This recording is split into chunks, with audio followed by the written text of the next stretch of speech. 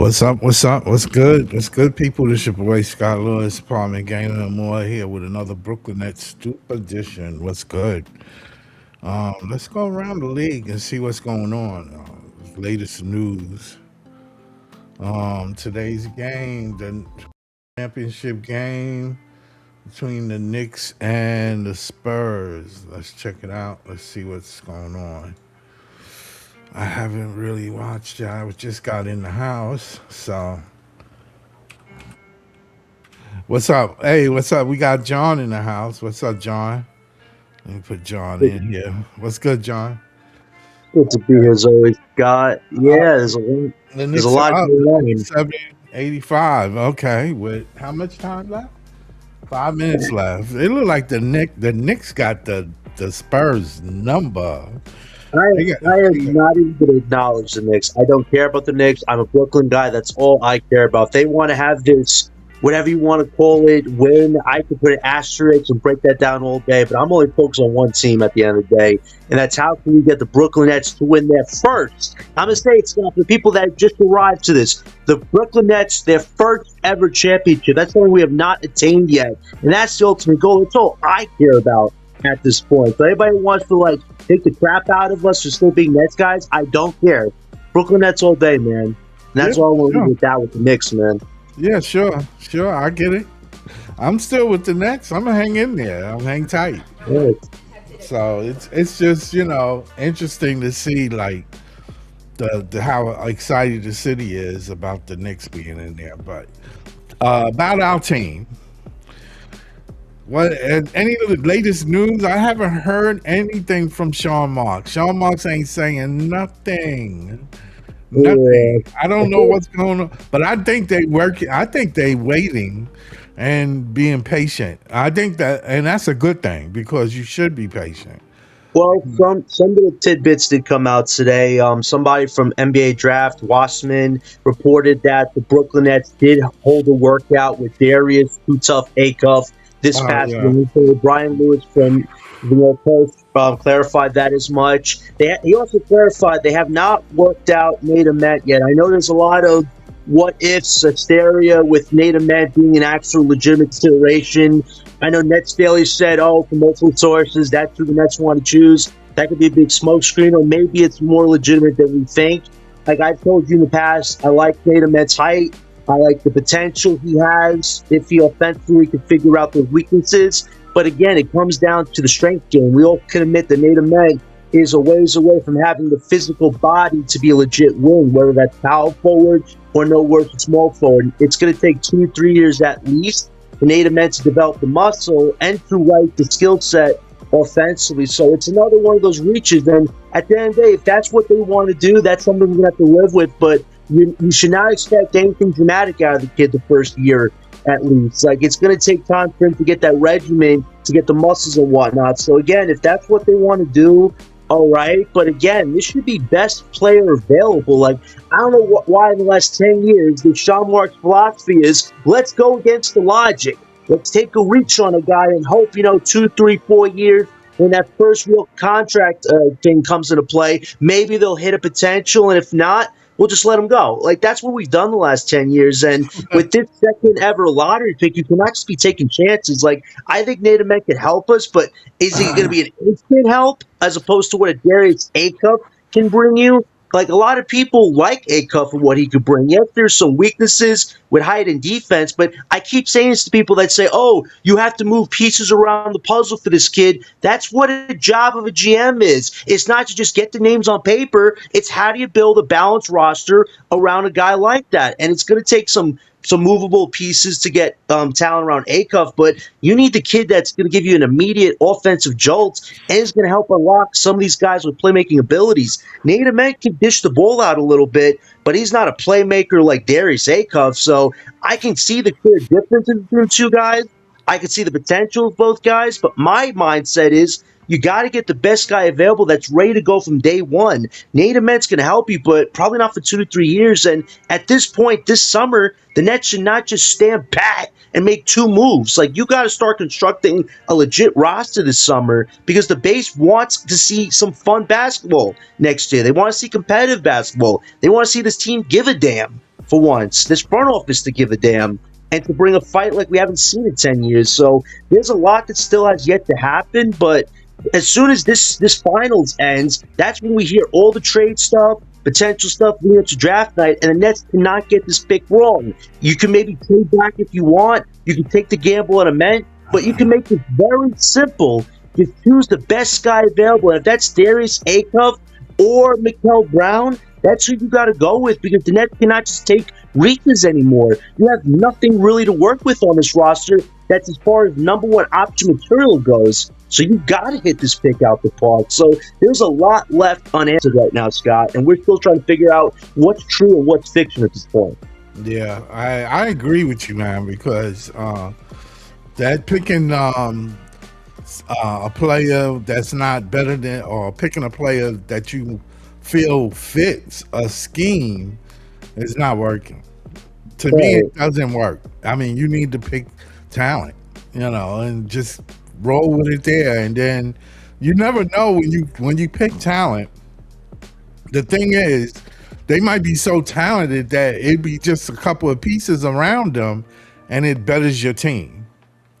But instead, if you picking somebody you anticipate to fit your team, you know what I'm saying? It's just not going to work. If that piece don't work, then it's a waste. It's like you wasted an opportunity, Right. And how many times have we done this? We've done this with Dariq Whitehead, Cam Thomas, Nick Claxton. Even though he did get paid, like, we're still waiting 7 years for him to make a jump shot, a three-point shot. Probably never going to happen. And then Dayron is probably the guy that's developed the most. But he was almost a second-round draft pick. He's a solid backup. But if you're telling me the best thing you could have developed the last 10 years is a backup big, hi caramba! This is insanity. And, I like what Nate meant with the height. He can score a little bit. His scoring is not that good, where it should be. He doesn't have an interior game that a lot of people have been pointing out lately. The physicality on defense, he's going to need to develop muscle. I mean, he's 207 pounds. There's a lot to like, but there's also a lot to be a little worried about, because you just said, you're going to have to anticipate in 2 to 3 years that this guy's going to be ready to go to get you in a playoff run of some sort. And right now, the Nets cannot think in that mindset. This is the thing about Yegor and Ament. You both drafted them as reaches. They both have positional size, this positionless basketball, the thing that they want to run with. But at the end of the day, are they consistent enough to be number one options? Yegor showed you offensively there's a good amount to like there, but he didn't show you certain things that you were hoping to see. And with Ament, it's going to be like that with Yegor. You're going to see some things you like, but you're also going to see some things like, damn, was it really worth it to reach on this guy when you had, A, B, and C that were more ready to go and give you something instantly?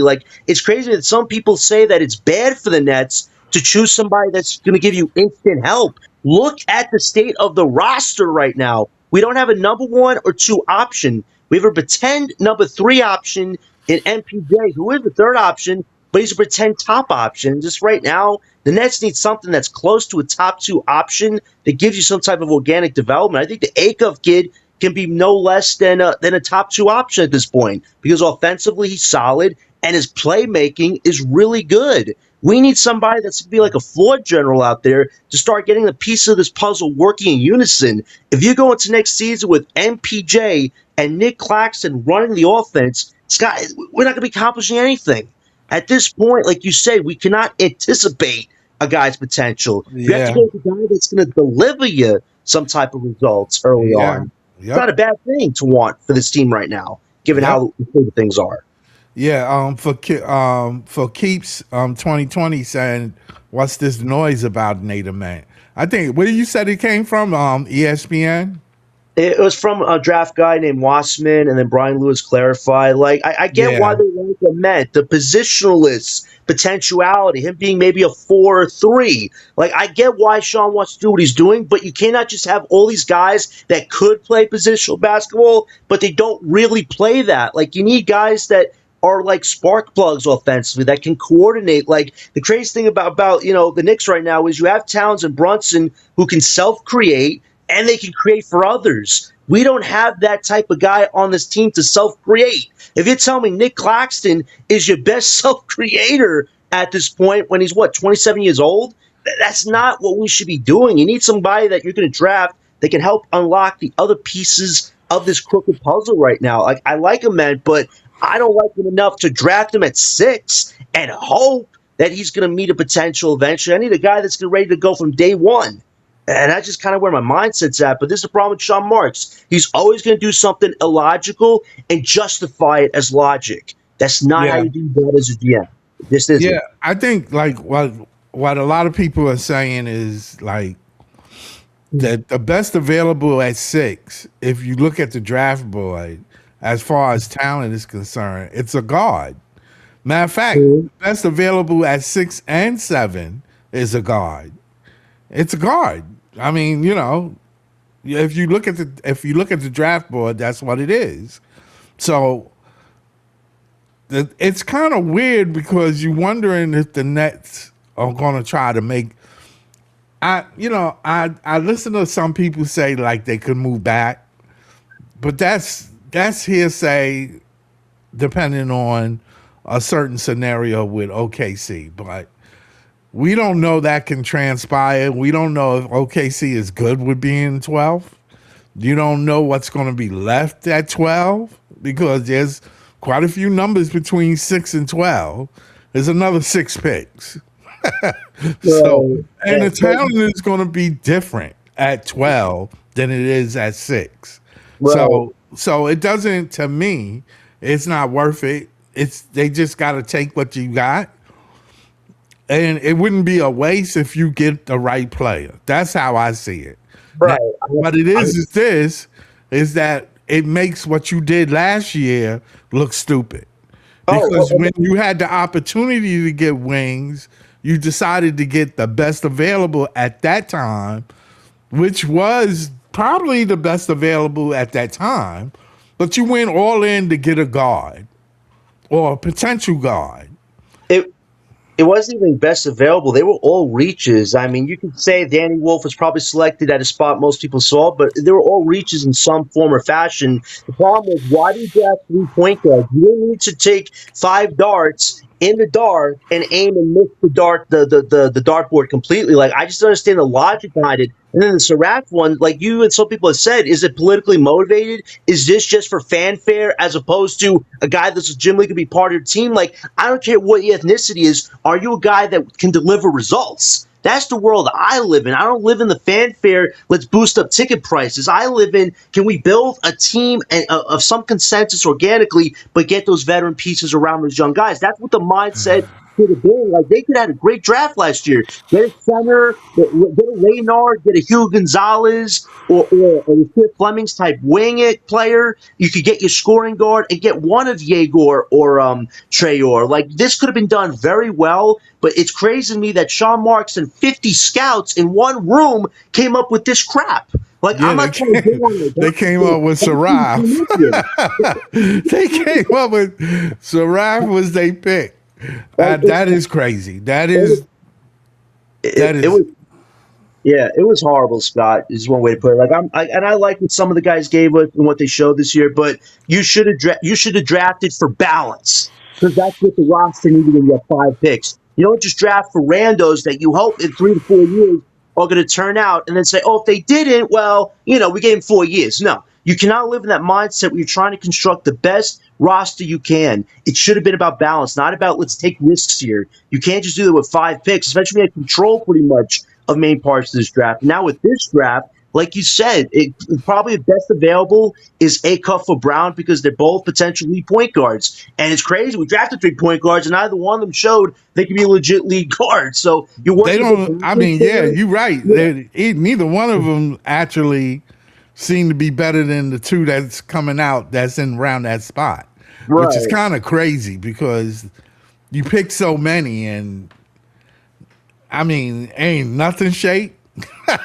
You had 5 picks and none of them can do what these 2 can possibly do coming in. It makes it seem like you know what? Now that I think about it, it might be time for Sean to go, man. Sometimes change is good. Sometimes change is good. It should have been good. You see what happened when Detroit got that Langston guy who used to be on our team? As soon as he got in that office, that team started singing sweet music. Like, you'd be surprised with changing one key piece of your front office does to actually reinstill life and an actual direction. We're stuck in a meaningless direction, and you made some interesting points about if you don't draft a guard and we're trying to do another weak guy.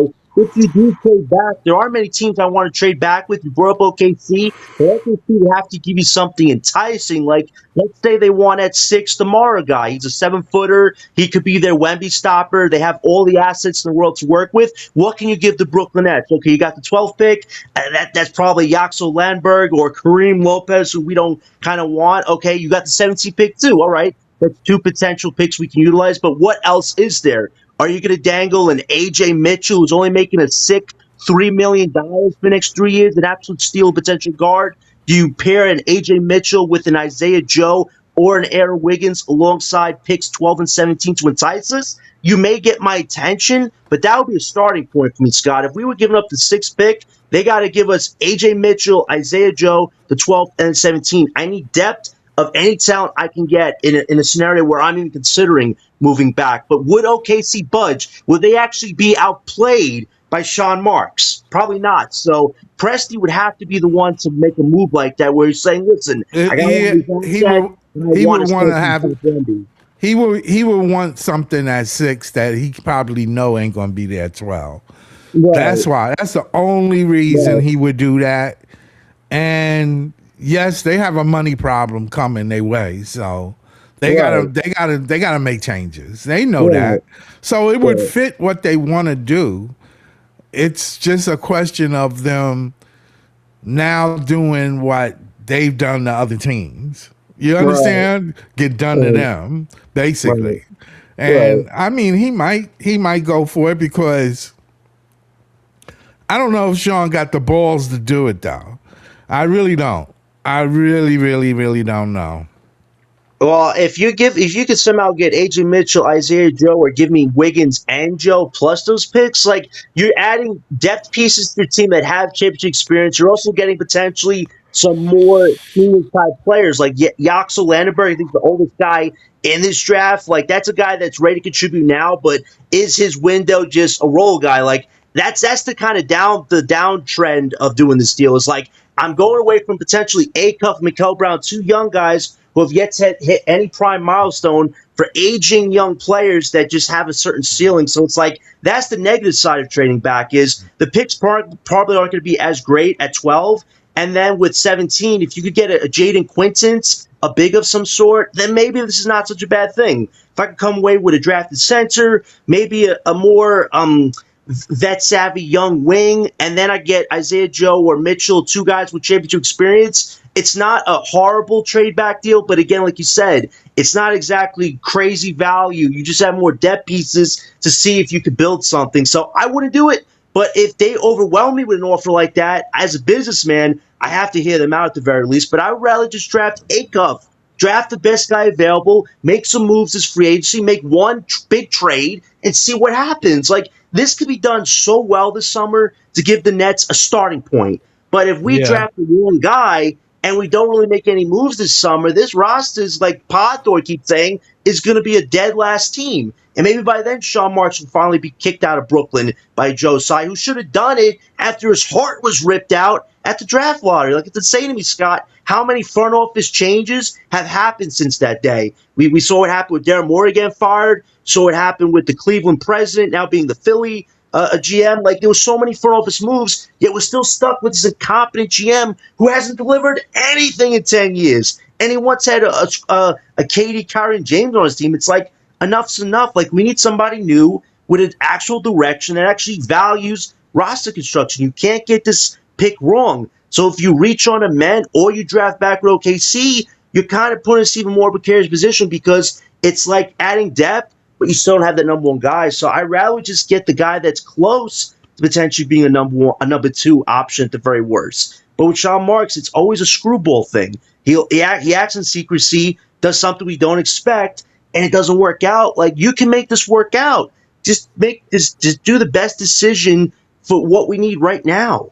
That's all it comes down to. We botched the last 2 years, and you cannot just take reach gambles anymore. You got to go for the guy that's going to give you an instant lift, because you can't just wait for the market to dictate who's coming to this team. Stars only want to come to teams when you have something that makes them want to come here. Having a young upstart that can contribute instantly, bring this team together, show some fight, that gets stars' attention. Not just saying, "Oh, we're the Brooklyn market. Come play with us." How did that work for us the last two times? It didn't.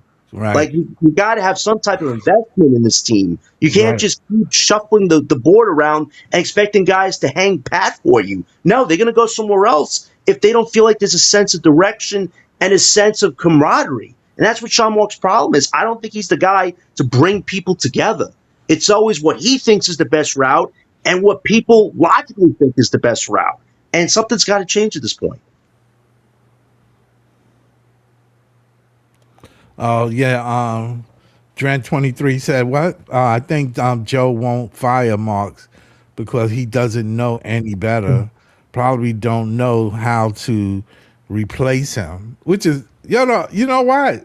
I at first I didn't think that way, but you might be right because he really not a person that understands sports, and he's not from America really.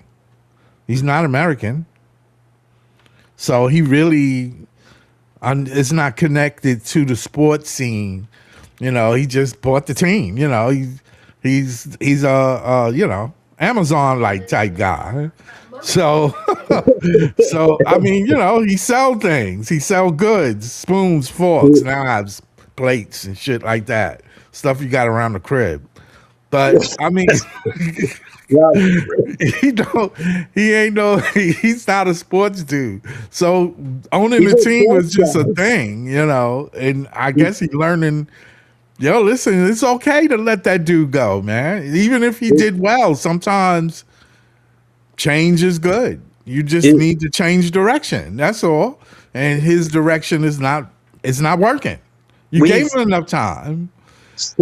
Since we've come to Brooklyn, we've only been run by European guys. Remember the previous Russian guy? I just went to the documentary where he said, "Oh, I have a 5-year window. It's 2 years left." So I mean, at least I can say, well, you know what? That guy, Prokhorov, but he spent money though. He didn't care about money. Money wasn't a problem. He did not care. He had the money for it. He didn't have the mind for it. He had money, but he didn't have the mind for it. Like getting no, he didn't have the mind for it. No, he didn't. But I'm just saying. But I'm saying Steinbrenner didn't have the mind for it, but he spent the money. No, wait. It's the father Steinbrenner, man. That dude did what it took to win, man. Right. I mean, but he spent bread. He got the best of the best at that time. Right. Whatever was the best, he was going to get it. I get it. Well, maybe Joe need to have that kind of mindset. Maybe he need to establish his presence in Brooklyn. That's what I'm saying. He has to make it clear that the Nets are here, and this is what we're going to do, and we're going to make it happen. You know what I'm saying? Now, when they got the big three, I said to myself, that's the first step. Okay, get it. It didn't work.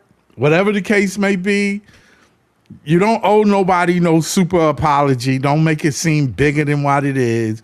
Just let the players go then and get a new players. I would have probably been telling right then, Sean, listen, I'm not really blaming you, but I have to blame you. And I'm going to tell you why. You picked them. You picked them. You came to me and said, yo, these guys want to be here, and here's the money, and I need this and that, and we'll make it happen. And I said, okay. I said okay because of you. It wasn't because of them. So he fucked up. It fucked up. Some shit went down, whatever the case may be. The grimy shit that went on and the behind the scenes that had nothing to do with basketball. But that's okay. It's still sad to me that Joe chose Sean Marks over a top 10 greatest scorer of all time. Like, that stuff will stick with you for the rest of your lifespan because it's like, look what happened with believing Sean Marks. He's led you nowhere. He thought Midkel and Johnson wanted to be here long term, but both of them ready to go out the door. And the fact that Sean Marks has again almost assisted a team of potentially winning a title, especially your rival from cross town, it's sickening. Like, Joe Tsai, if the Knicks win a title, I should get breaking news that Shams has said that Sean Marks been relieved of his duties. You want to get the Brooklyn base fully back in the fold? Get Well, rid of him. I think part of the thing with the Knicks is I'm not sitting there going to crap on them. They got the right piece. They got a couple of pieces that were right, and it wasn't because of Mikal Bridges. It was getting a point guard and getting Cat, a big man that could score. That was what they needed. That's what they needed. And they went and got it, and homeboy took a pay cut, which is unheard of. The only That's like, can you imagine being a union guy working a union job and tell your boss, listen, I know I'm supposed to get union pay, but I'm going to take a cut. Yeah, Brunson definitely into the role there, but our trade with the Bridges stuff, that led to the Towns trade because the Towns trade happened a week or two or a few days right after that. So it's like we set a chain of events that put the Knicks in there right now. And it's like, why do we always do this helping other teams? Like, I don't know if it's direct or indirect. I know BK Hoops said that maybe Sean Marks was a secret agent because the Knicks drafted him once upon a time. At this point, get the guy out of here. He has not shown the Brooklyn Nets he cares about the players. He hasn't shown he cares about the culture. He can talk about flexibility, opportunity, all he wants. If you don't get the guys motivated and invested to come to your team, why are you the guy calling the shots? And Joe Tsai, he should have already taken note of this after his heart got ripped out from under him at the draft lottery. Like, this is what Sean Marks led me down the last 2 years. You gave me a bag of Magic Tank beans without the beans in the bag. Like, this should have been automatic fire already. And it's like, if we do that, I really think the base will be reinvested in the team, have somebody new calling the shot, somebody actually understands how to build a team, how to get an actual center, power forward, small forward, scoring guard, point guard, you name it. That's what the team is missing right now. A guy with a sense of direction. It's not just a player that's going to save this team's ass in the future. It's the GM of the team. That's the guy responsible for assembling said team. So I really do hope that this summer we can figure out some type of direction because you can't get this pick wrong. Take the best guy available, A-Cuff for Brown, make one big move in trade market and sign a free agent or two and re-up some of the guys from your bench this past year. Like, you can create something fun and exciting again in Brooklyn, but it starts with making competent decisions and not just going with the reach players anymore. This native men stuff could really bite us in the ass again if we're going to waste another lottery pick on a reach guy. Go for the guy that has the best potential right now to help your team. Not the guy who could be there in 2-3 years. We got Leaf on the stoop. What's up, Leaf? What's up, Leaf? Yo, what's good? Now we're talking about our draft opportunities again. Which, oh my God! Again, this shit. And the reason why is because I don't want people to think that just because you see it on the news, Native Men is the answer. Native Men is not the answer for what we need. I don't believe that. I believe you have to take the best available talent because we just don't have talent on the team. We are looking for talent. We're gonna get our banger from outside the draft. Apparently, that's the way it just seems.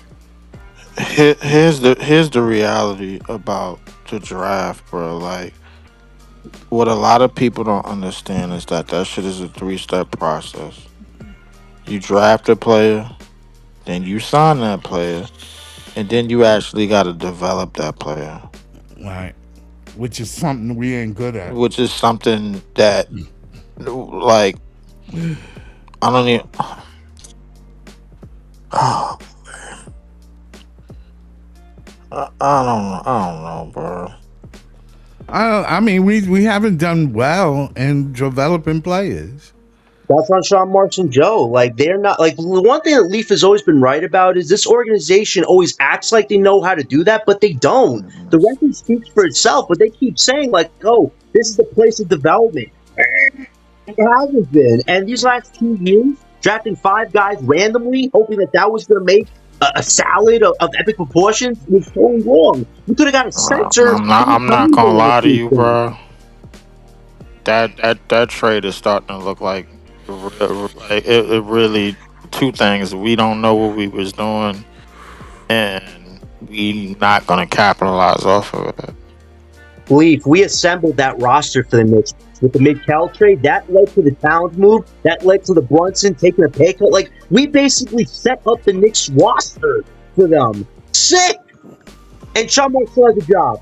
Come on. It's not the first time we did it. We set up the Celtics championship. Oh, We Boston sit and the out, and Knicks. now we about to set up Oh, basically the yeah. 1995 finals all over again. This is sick, man. We've done more to We help other played a teams part win in titles. helping everybody in our own Mm, division. disgusting. Yeah, we helped Now, Boston. We like, helped Boston. yeah, We helped the Knicks. Oh, yeah, I'm did we out. help the Raptors? Wait, did we ever help the Raptors? Probably at one point we did. No, we Man, didn't help the Raptors. The Spurs helped the Raptors. boy. Now that shit is about to backfire. Like so, we all. I kind of said it. Yeah, I mean, like I said, bro, I'm not even concerned about this draft no more because we got the wrong cooks in the kitchen. I'm not raising my voice no more. I'm not arguing with niggas no more. I'm I'm I'm just gonna call the games. The one thing about me being a Nets fan, bro, like people gotta understand, it's 2011. Yeah. I had a job downtown Brooklyn, and every time I got off that train station, I was able to see how community and how union is built, as opposed to just piling on it. So the Right. day that we actually do win a championship, bro, like people could come back to my channel, go to my videos, and see me gritting and grinding for 2.5 hours in some of the shittiest basketball you ever gonna see in your life. Yeah. And people is gonna understand, bro. Like it's only people that wear the same black and that rep the same black and white flag that I rep, bro. Is only gonna understand, and I'm not gonna expect nobody to understand what it is, bro. What it is. This is, bro. Because you got fans, and then you got fans of their teams. That teams winning. Yeah. You know what I'm saying, bro? Like, and one thing for sure, two things for certain, bro. Like when you a supporter, and when it shows, and when you locked in on the team that's clearly in the shitter, it's a level of integrity that comes with that. It's a level of honor. It's a level of pride that comes with that. And whether it's John, whether it's Scott, whether it's Breeze, whether it's Jay, whether it's LM, whether it's Pod, no matter who it is, I could say that I didn't go through this alone. Facts, man. Yeah, And that's true. no matter our disagreements, we're family, man. That's how it is at the end of the day. We're not like these foot And traffic, man.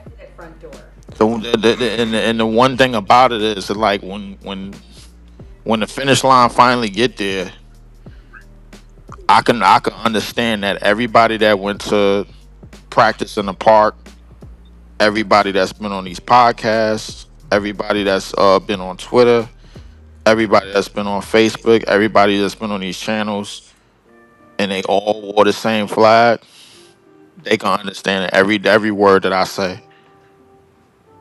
Every single word, man, like that. When I say this, bro, like if I'm here, if I'm still here, man, like when we finally meet, when we finally get to that Larry O'Brien trophy, bro, like people gonna understand. Facts. Then the only people that's gonna understand is the people that wore the same flag that I wore.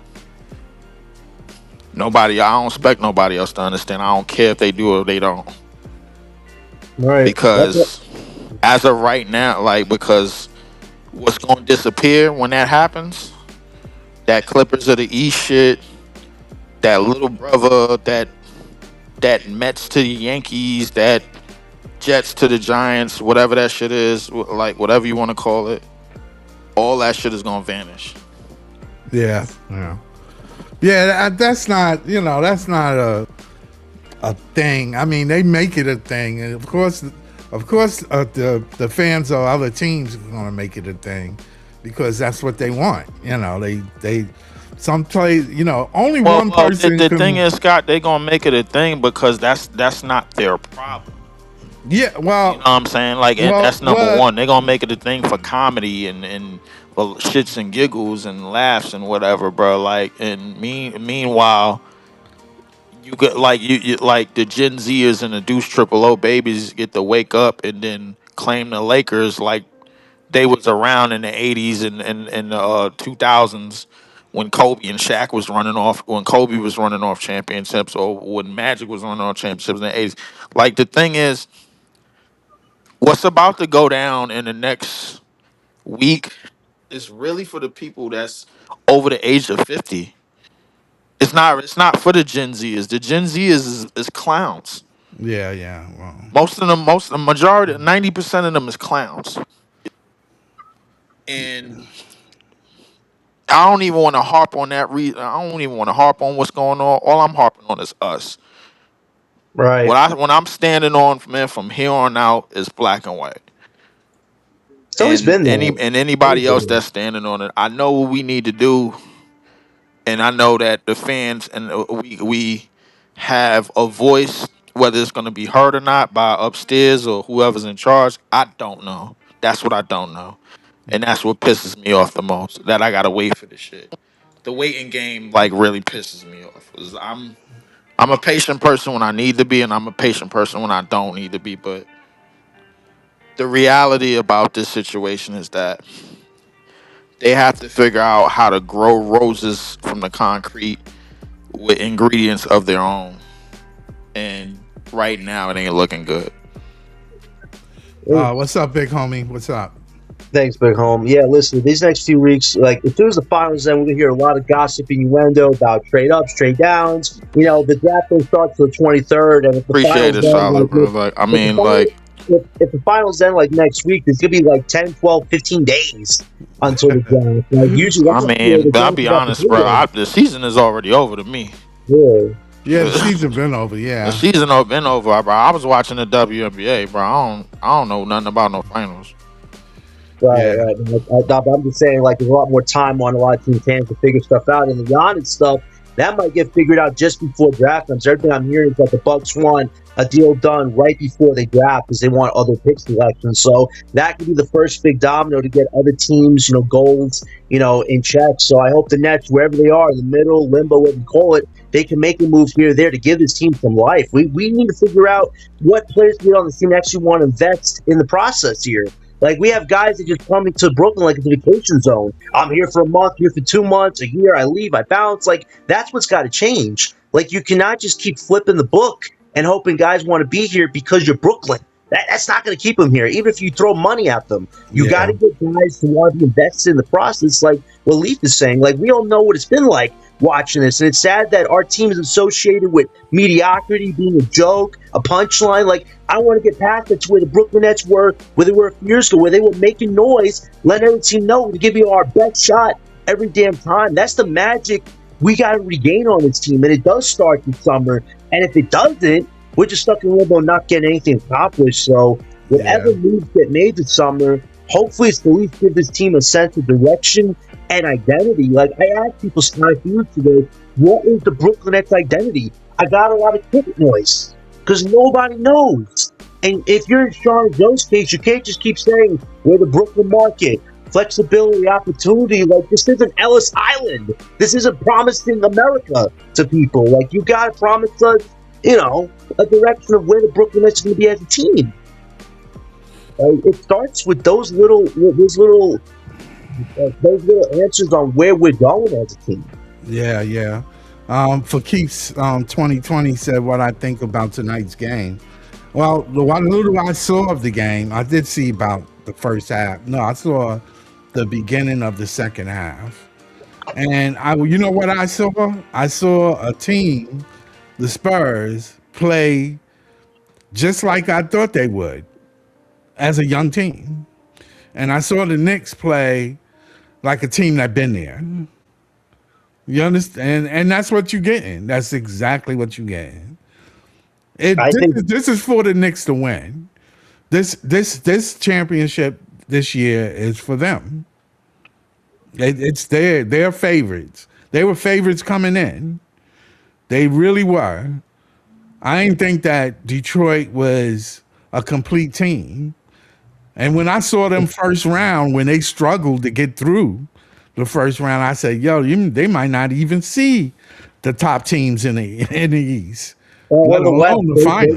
they didn't see OKC, Boston, or Detroit, and it's like that's why I'm always going to asterisk them. Is it's like you literally got the best case scenarios out of every scenario. Even the Spurs, who they beat a few times, I still think the Spurs had a chance this series. But what I'm realizing is Wemby and Fox. They don't go well together. Like if Fox is Yeah, playing well, Wemby's not playing well. If I Wemby's playing mean, well, Fox ain't playing well. Like that duo is going to get broken up because Dylan Harper has been just as I said he was. He's better than half that Knicks team. He's been putting up impressive numbers for a rookie. And it's like they're going to have to figure out that three-guard rotation. And I really think Fox is going to get packaged up with some picks from another team. And you know what, they Scott? don't have no experience though. Right now they're getting experience. This is what they're getting out of this final run. Whether they win or lose, it doesn't matter. They're getting more. They're going to be better next year than they are this year. Because that's the thing. They're going to move him because they want to keep Harper and Castle long term with Wemby. So I don't know who they're moving to, but I've heard some chirpings that good old Jordy might welcome De'Aaron back in with open arms to Brooklyn because the Nets are going nowhere. We want to give a guy $50 million for 4 years to help us win. Like that's the word with the Nets this summer is there are going to be a lot of teams looking to dump bad contracts with picks. But if you're telling me I'm getting De'Aaron Fox $50 million for 4 years, I'm getting like 2 late first picks, is that going to help the Brooklyn Nets dig themselves out of this hole we're in? I really don't think so because Fox has shown you he runs from the smoke when the pressure's intense, like he was in Sacramento. And against the Knicks, I'm not seeing Fox show up like he's supposed to. So if that's what the Nets' answer is to get out of this summer, this is going to be a long ride, Scott. Like I would not want to take De'Aaron Fox in $50 million, even if you give me 2-3 picks. Like I need a guy that's actually going to help this team get better, not ruin the financials just to ruin the financials. Yeah, I don't know about Fox. I really don't. I really don't know about his game. I mean, this is new to him too. He ain't never gotten this far. Yeah, but he's never been into a finals, the Western Conference Finals. Right, right. No, he hasn't. But the worry here is that Sean Marks supposedly has those Spurs connections, and Jordy, he was connecting with De'Aaron Fox during the time of Sacramento, and it's like, that's what some of these teams always do. They always go about the past connections and hope Dr. Fox and some type of I don't think I wouldn't do that. I wouldn't do that. I don't think you get Fox. I don't think they'll get Fox. I hope not. I hope not. There's no reason to. Why would you pass up a guard in the draft that's probably better than everybody on your team as a guard, and then get a vet and pay him $50 million? And that's where the native men. Why would you do that? Because how could you justify not taking Mikal or Akov? Oh, hello! I got Fox on the team to pair him with Yegor, and now I got native men to be in a front court with I don't know who, because likely MPJ would have to go out in that deal. So who's native men? Is he my 3? Is he my 4? Is Danny Wolf and Dayron my 4 and 5? And Fox is my lead guard? Like, that would just be so messy because you're hoping that one guy, Fox, who, like you said, this is the deepest playoff experience he's ever had in his career, who's run from the fire in the past. Like, he's going to help the Brooklyn Nets magically become a good team? No. So I really do hope those connections don't become something this offseason because Fox's $50 million is not going to make the Nets better by himself. So I would just take best player available like Akov, or if some people want Brown. If you do get Fox, this gives Sean all that fake justification for wanting a Met, but it's like that's such a cop-out. Oh, I get the $50 million Fox. Oh, and I take a reach on a Met. Hey, now we got the pieces of a puzzle. You don't. You just have guys that have to figure out how to play together. And it's not going to be super balanced. So I would stay away from Fox. But this is the worry, Scott. When you have all that cap space, you just wait on that phone line for a team to call you and say, I got this player and these picks. You want it? And Sean's going to say, yes! Like, that's what Sean Marks is. Big homie, who were underdogs in Vegas? The Knicks or the Spurs? The Knicks. A lot of people had the Spurs actually winning. Oh no, Uh, that shit. They and ain't got I, the experience, man. They just don't have it. And beating OKC was because J Dub didn't play. the problem with that first Spurs If game J was, Dub if J Dub was healthy and playing, they wouldn't have beat OKC. and that's why I told you I'd rather get J Dub for Michael Porter Jr. than get Fox. At least J Dub showing me he's been a legit top two option about And that's and regardless that's of real. injury. And Yeah, that's like about as real as you can get. right, and that's who I would want over Oh, the Fox. Knicks were underdogs. They saying the Knicks were underdogs. Yeah, but But I mean, but the thing about the Knicks is they've been battle tested. They've been there. They haven't been disappointed a couple of times. So I mean, shit gotta shake. They ain't got nothing to lose. They just going all out, and they kept the team. They didn't get rid of players. They didn't let players go like we did when shit hit the fan. We let players go instead of standing up for the players, keeping that locker room tight. So that way your team get better. You caved into other things. You don't cave into shit like that. That's on the owner. I seriously wish they would have. That's on the owner. That's on the owner and the president. If the owner, if your owner say, "Yo, listen, you run the team and you the president," that was on the president of the team. I seriously wish if I was in his position, I would have said, James Harden, stop the BS. If you want to get traded this summer, fine, but Gary Kyrie can be back in a week or two, and you're going to face Boston in round one. Like, if we would have had that trio together against Boston in that first round, we could have beat them very, very easily. Because let's remember, they had Al Horford and Tice. Are those two guys going to stop Katie, Kyrie, and James? No. Yeah, I want to keep MPJ too. Kyrie, like, if Charlotte just would have grown a set, not let James Harden throw everything away for fake injuries to go play in Philly, who robbed him of his money, this all could have changed dramatically for the Nets. But like you said, this guy will always give in. This guy doesn't handle conflict well. This guy just goes into the back and hides in the closet when shit hits the fan. It's like, I want a GM with a backbone, not to send everybody where they want to go, because John Morrison directly helped Denver win a title, letting Bruce Brown go. And indirectly sending Bridges to the Knicks led to the Dallas move. Like, why are we keep helping teams? This cannot be an indirect thing anymore. It's just this guy's so bad at his job, he'll give up anybody for anything at this point. I don't think the Bridges move was a bad move, though. No, but it led to the Towns move. It was a chain effect, is what I'm saying. I understand. The other moves. I understand what you're saying, but I mean, it wasn't a bad move, though. You got 4 first-round picks in the next 10 years. Come on now. Right. They're not going to be. They're not going to be the Lakers running 3 world championships. I know you don't see that, but what I do see is them being a better team because they kept the team together. That's what happened when shit is right from the top down to the bottom. Once you good from the top to the locker room, and y'all stay as one unit, don't let outside shit get involved. Don't let politics get involved. Don't say nothing. Your owner sits back and shut the hell up, and sit back and let the GM run the team, and let the presidents run the team, and let the players run the locker room, and get that shit together. Then get rid of the coach or get rid of the GM, whichever one that's not working for you. That's what you do. But you keep them players happy. And you don't let outside interference get involved. You don't let that shit get into your locker room. They let it get into the locker room. They let the outside pressures of the world get into your locker room. Ooh, zombie apocalypse. And that victory. People will say, "Oh, it was the players that did it." No, he didn't bring the subject up. He didn't bring that shit up. He didn't bring it up. He didn't say nothing about it. Every time the mic was there, he didn't say nothing about it. You asked him. You asked him.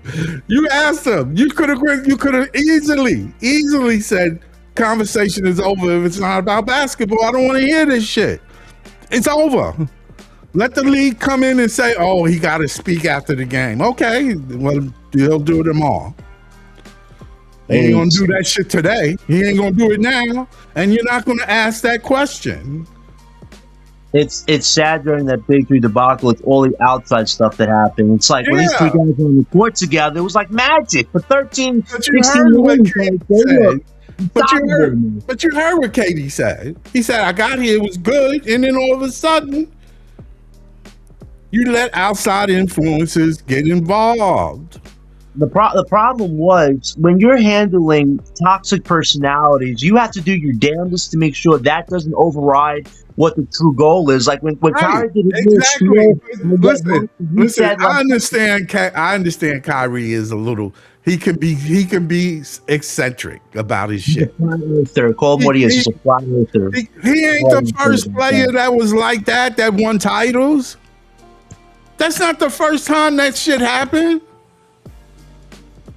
That's it. You making an excuse now. That's an excuse at this point. It is not the first time players will wow but win titles. I can name quite a few players in the NBA history that were wild boys. And they got multiple rings on their hands.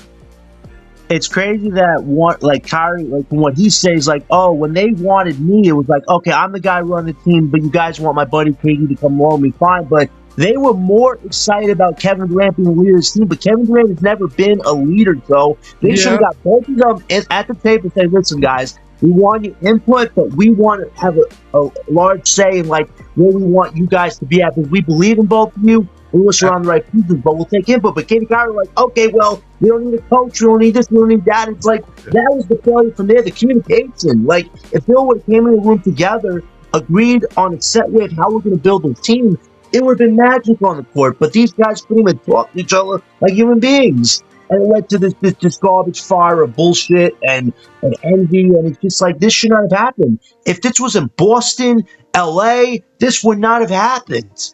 But in Brooklyn, a team that's never won a title, a team that's literally hoped stars would come to the team and give them some type of direction, led to this calamity, unfortunately. And I don't know, I don't want to go back to that. If stars are available, I'm going to have a long interview process and see if they actually want to be here more than 2 years. Not that this is a one-way vacation zone for however long you want it to be, and then when it's time to say deuces, oh, trade me over here, over there, over there. This cannot happen again. And the fact that Sean and Joe are still at the helm of this makes it even more sickening for the base. Because it's like, how many times can you punch me in the gut, still smile at me and say we still got flexibility and opportunity? Like, the punches got to stop. This summer, there needs to be some concrete evidence of there being something built on this team. Not just we're funneling through young guys, old guys, guys in the middle. Like, we need a team next season that's going to bring the identity and culture of Brooklyn back to the forefront. That's what the goal is next season for me, Scott. Not just trying to win games, but the identity and culture of the team. Is that back? That's what we got to figure out this summer. You can't start winning until you have an identity as a squad. At least in other teams that have won, they've had distinct identities. What is our identity after 10 years? That's the question that hasn't been answered yet since the time these two guys took over the team in 2016. Mm-hmm. Yeah. Who are we? Yeah, I think big homie A-Cuff got the star power. Oh, he definitely does. A lot of people like him. If you guys check out my content, Eric and BK and S. John, every time I put out some A-Cup content, multiple people are responding, reposting your name, and people are like, John, you should be, what are you, A-Cuff's agent? No. I follow the content. Yes, I'm a Brooklyn Nets guy, but I'm also a content creator. I got to go where the content is dictating where to go. And you know what? This A-Cuff kid, a lot of potential, a lot of people like him, and that's why I do the content about the kid. Because he is skilled. He's a good kid. He's got potential. Why wouldn't you want somebody like that that can rejuvenate the base and make our content good? That's what should get everybody excited. But no, he's not tall enough. He's not defensive enough. Okay, 2'6" guards just made the Eastern Conference Finals. I, Try again. listen, Come on. Joe. I mean, John. I ain't gonna lie to you. I made that case before on Breezy show. I made that case before. It doesn't matter. It's skill set. People were saying that this is the way of the big guards now, and I don't want to hear it. I don't. I don't want to hear it. I don't want to hear it. Skill got a lot to do with it. There's a lot of things that go into winning, and it ain't just because you got to be 6'8". Don't believe that shit. Don't. If you fall for that, you're gonna fall for everything. Don't believe that. Don't believe height has everything to do with playing this game. It's a game. It has been and always will be a team sport. Also, he's fearless. Like, he put himself on the map to be a top 10 lottery pick. When this season started, nobody had this kid on their top 10 boards. Fast forward to the end of the college season, the tournament, this kid's dropping 30-plus performances, 6 or so assists on a bad ankle. That speaks volumes to the maturity and preparation this kid puts into his work ethic. It's getting better as a player. CJ, you got a link in X. How come you didn't use the X link? Like, yeah, definitely come on if you can, CJ. But it's like, wouldn't you want a kid with a fearless mindset? Part of this is being a young player. You don't have the mindset to succeed. Like, Scott, we haven't had guys with the mindset that they're that guy. This kid literally said to Brooklyn on their first interview with him, you're getting a superstar point guard that's ready for the pressure. Yeah. How long do you want somebody like that? Like, it's not just bravado what this kid is saying. He means what he says. And his results have spoken for it so far. Why not give him a chance to give this team the electricity, the accountability, and the direction it needs to start playing fun, winning basketball again? That's better to me than reaching on a guy and hoping, 2, 3 years, we'll be there. We've been hoping the last 10 years for that guy to be on this team. And we've gotten farther away from that. You have one last chance to get that right. Go for the kid that's going to give this team something instantly that's going to bring everybody back into the fold. Not just waiting to wait anymore. You lost that time for the last 2 years to wait. And you still screwed the pooch. Like, you got to move forward now. Yeah, what's up? Enjoy yourself, Jamal. That's what's up. That's what's up. Have fun, Jamal. Have fun at the party, my guy. Yeah, you ain't missing nothing. We sitting up here crying. That's what we doing. This is a place where you come and let off steam and stuff as a Net fan. If you're a Net fan, this is what my show is right now. Right now, for now. Until the season starts or something exciting come on. I'm going to listen back to. Okay, that's cool. Things are going to start picking up. If the finals end next week, which they could, like, the Nets are going to have 10, 12, 14 days before the draft. That's a lot of time. There's going to be a lot. Hopefully, there's going to be some news about other guys are working out and whatnot. But this organization likes to live in secrecy and act like they're smarter than anybody. It's so I don't get it. Like, listen, I think a lot of people kind of know what you want to do. Why are you trying to hide that from people? Like, we don't have no ace in the hole right now over teams. We're trying to get that in this draft. Yeah, so I don't think what they're trying to play court about. You have the 6th pick. It's not like you have the 10th pick. Yeah. I don't know what we're doing actually, John, we have 6 is not a bad pick. I don't care what nobody says. You can say what you want. It's not 3 and it's not 2. No, I'm just saying nothing secret, but we know who the guys are. I mean, going down to A cup, it's not like a confusing thing. Like, I know that chatter about Ahmed and Mara, but that's chatter. You have 2 guards potentially in front of you. I mean, last year, if you had the 5th pick, you was great. You had a star. You got some pieces. You know what I'm saying? I still want Mara. That's what Big Homie said. I like Mara too. Yeah, but here's the problem, Big Homie. If I mentioned the Fox thing, we have all this cap space, and if Marks makes one big move to justify drafting a Met or Mara, you have to make a move for a big type of player that's going to give you some type of impact. But I don't want to be paying a guy $50 million as my scoring guard. Like, that's why if you do get Mara, maybe you get somebody on the cheap that can help this team. But again, Like, I'd be fine taking Mara if you had that guy already on the team established. We don't, so that's another massive gamble. I finally get the center I've been telling us to get for months now, but it comes at a cost. You don't get a top guy on this team unless you outright trade for a salary dump star or something like that, which would be a Fox, which obviously there's a lot of baggage there. So I don't know if that's necessarily a smart play, but it is a play. I just don't think it'll get you the impact you're hoping for with your number one guy. Amara is definitely going to be a fine big for us potentially, but again, a huge gamble, overlooking talent that can help you instantly. That's kind of where I'm at with that. Yeah, so I mean, yeah, it's no guarantees. There ain't never gonna be no guarantees, big homie. Never no guarantees in anything you do. You just need the stars to line up right for you. I think the stars are lining up right for the Knicks right now, for real. If we select, it is what it is. They got it going on right now. It's just everything is falling right just to their laps. Like, it's like it's not hard. It's like they just got to play. That's it. They healthy. The team is healthy. They're playing. They see the light at the end of the tunnel. Once you see that light, you really go all in.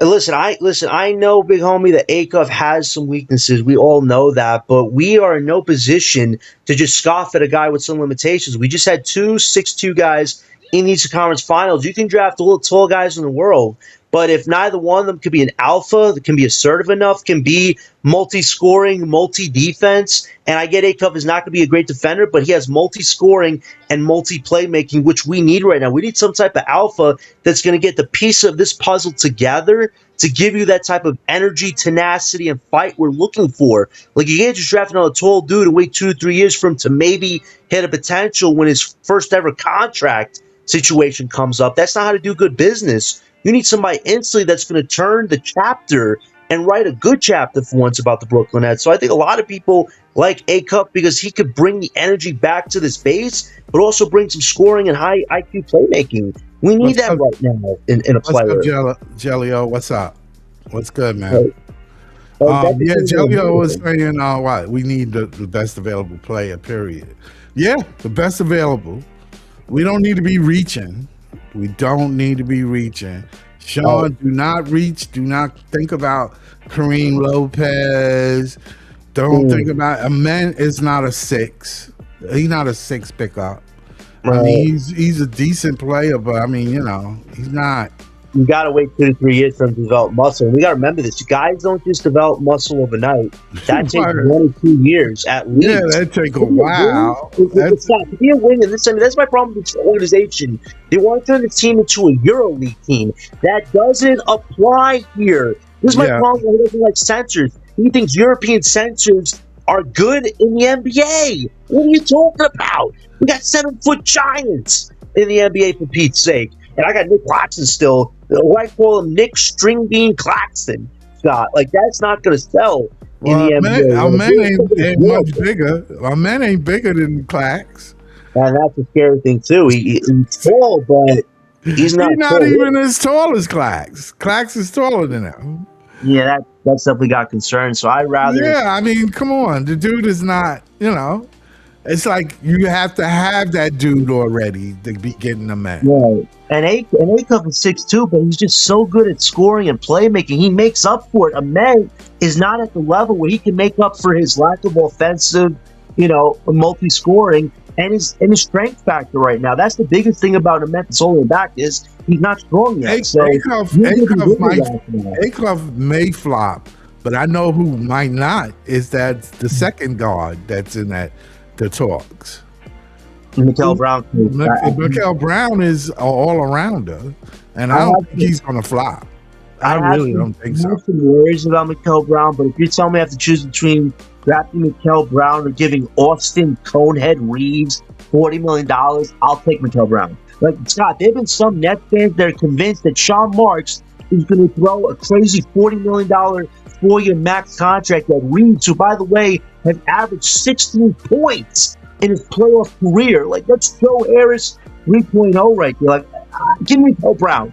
Choose the best kid point guard available. Don't go after a scoring guard that literally needed LeBron James to beat the Houston Rockets at 41 years old.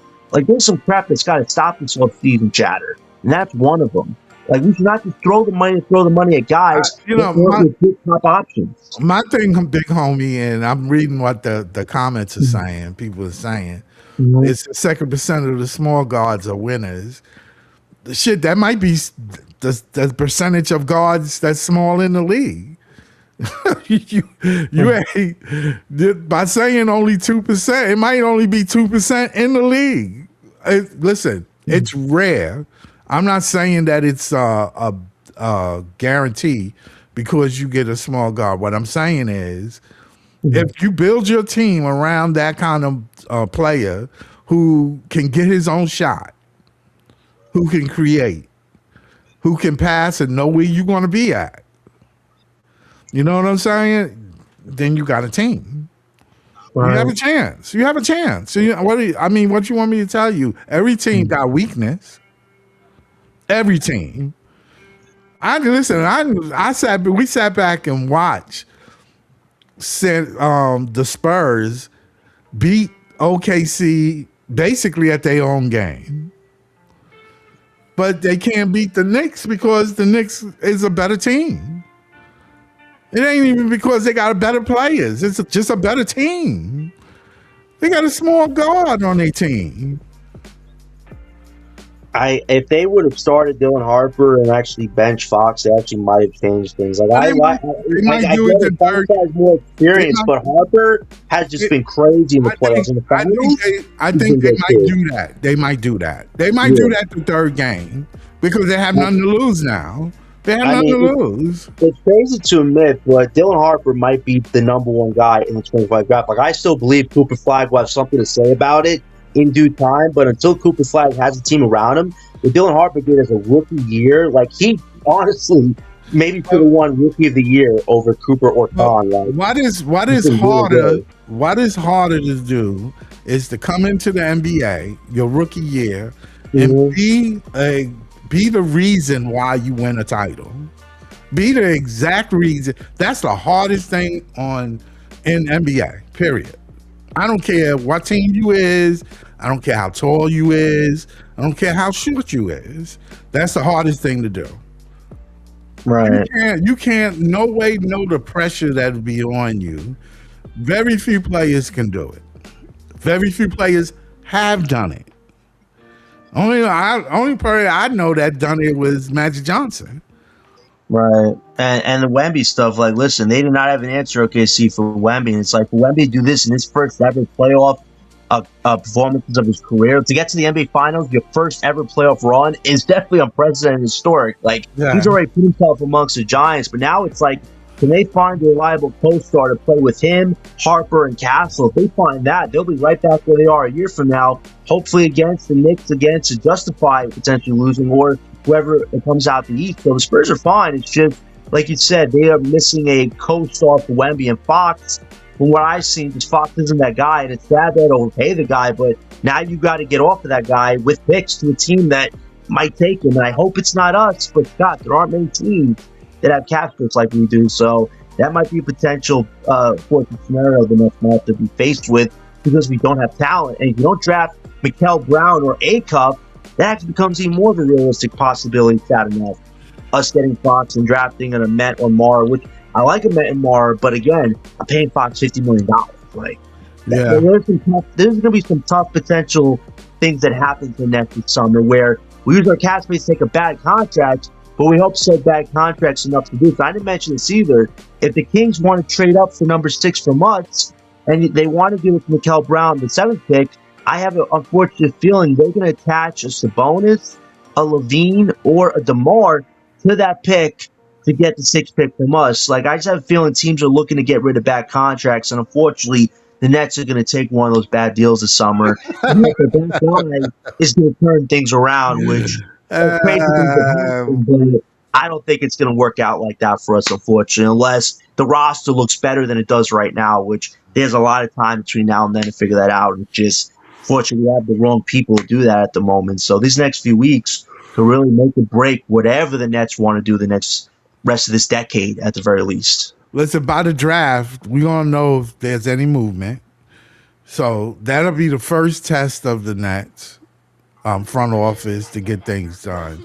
The second thing is after the draft, we're gonna start seeing, and hopefully the series should be over by then. Anyway, yeah. Hopefully, I we mean, have the way it might. before then. We're gonna have all this The way time on our it's hands. looking, it might be done by next week.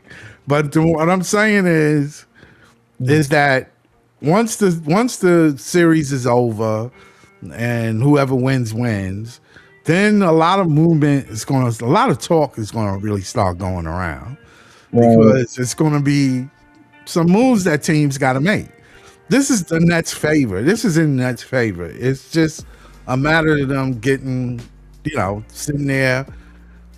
They lost one of the guys that was part of the player personnel that was probably good at picking up people, but they lost him. Yeah, can we And mention that too? The guy that we got from OKC, what was his name? AC Law. The guy was here for under 8 to 10 months, and he already wanted to jump ship from this team. I know he wanted to go be with his buddy in Chicago, but man, he must have saw something with how bad they're doing that we regular Brooklyn-based members, content creators, have seen how bad they're doing, and he's like, get me off this ship. The fact that guy with championship experience who's developed and drafted actual talent didn't be on the team for more than 8 months before he even got a chance to draft anybody.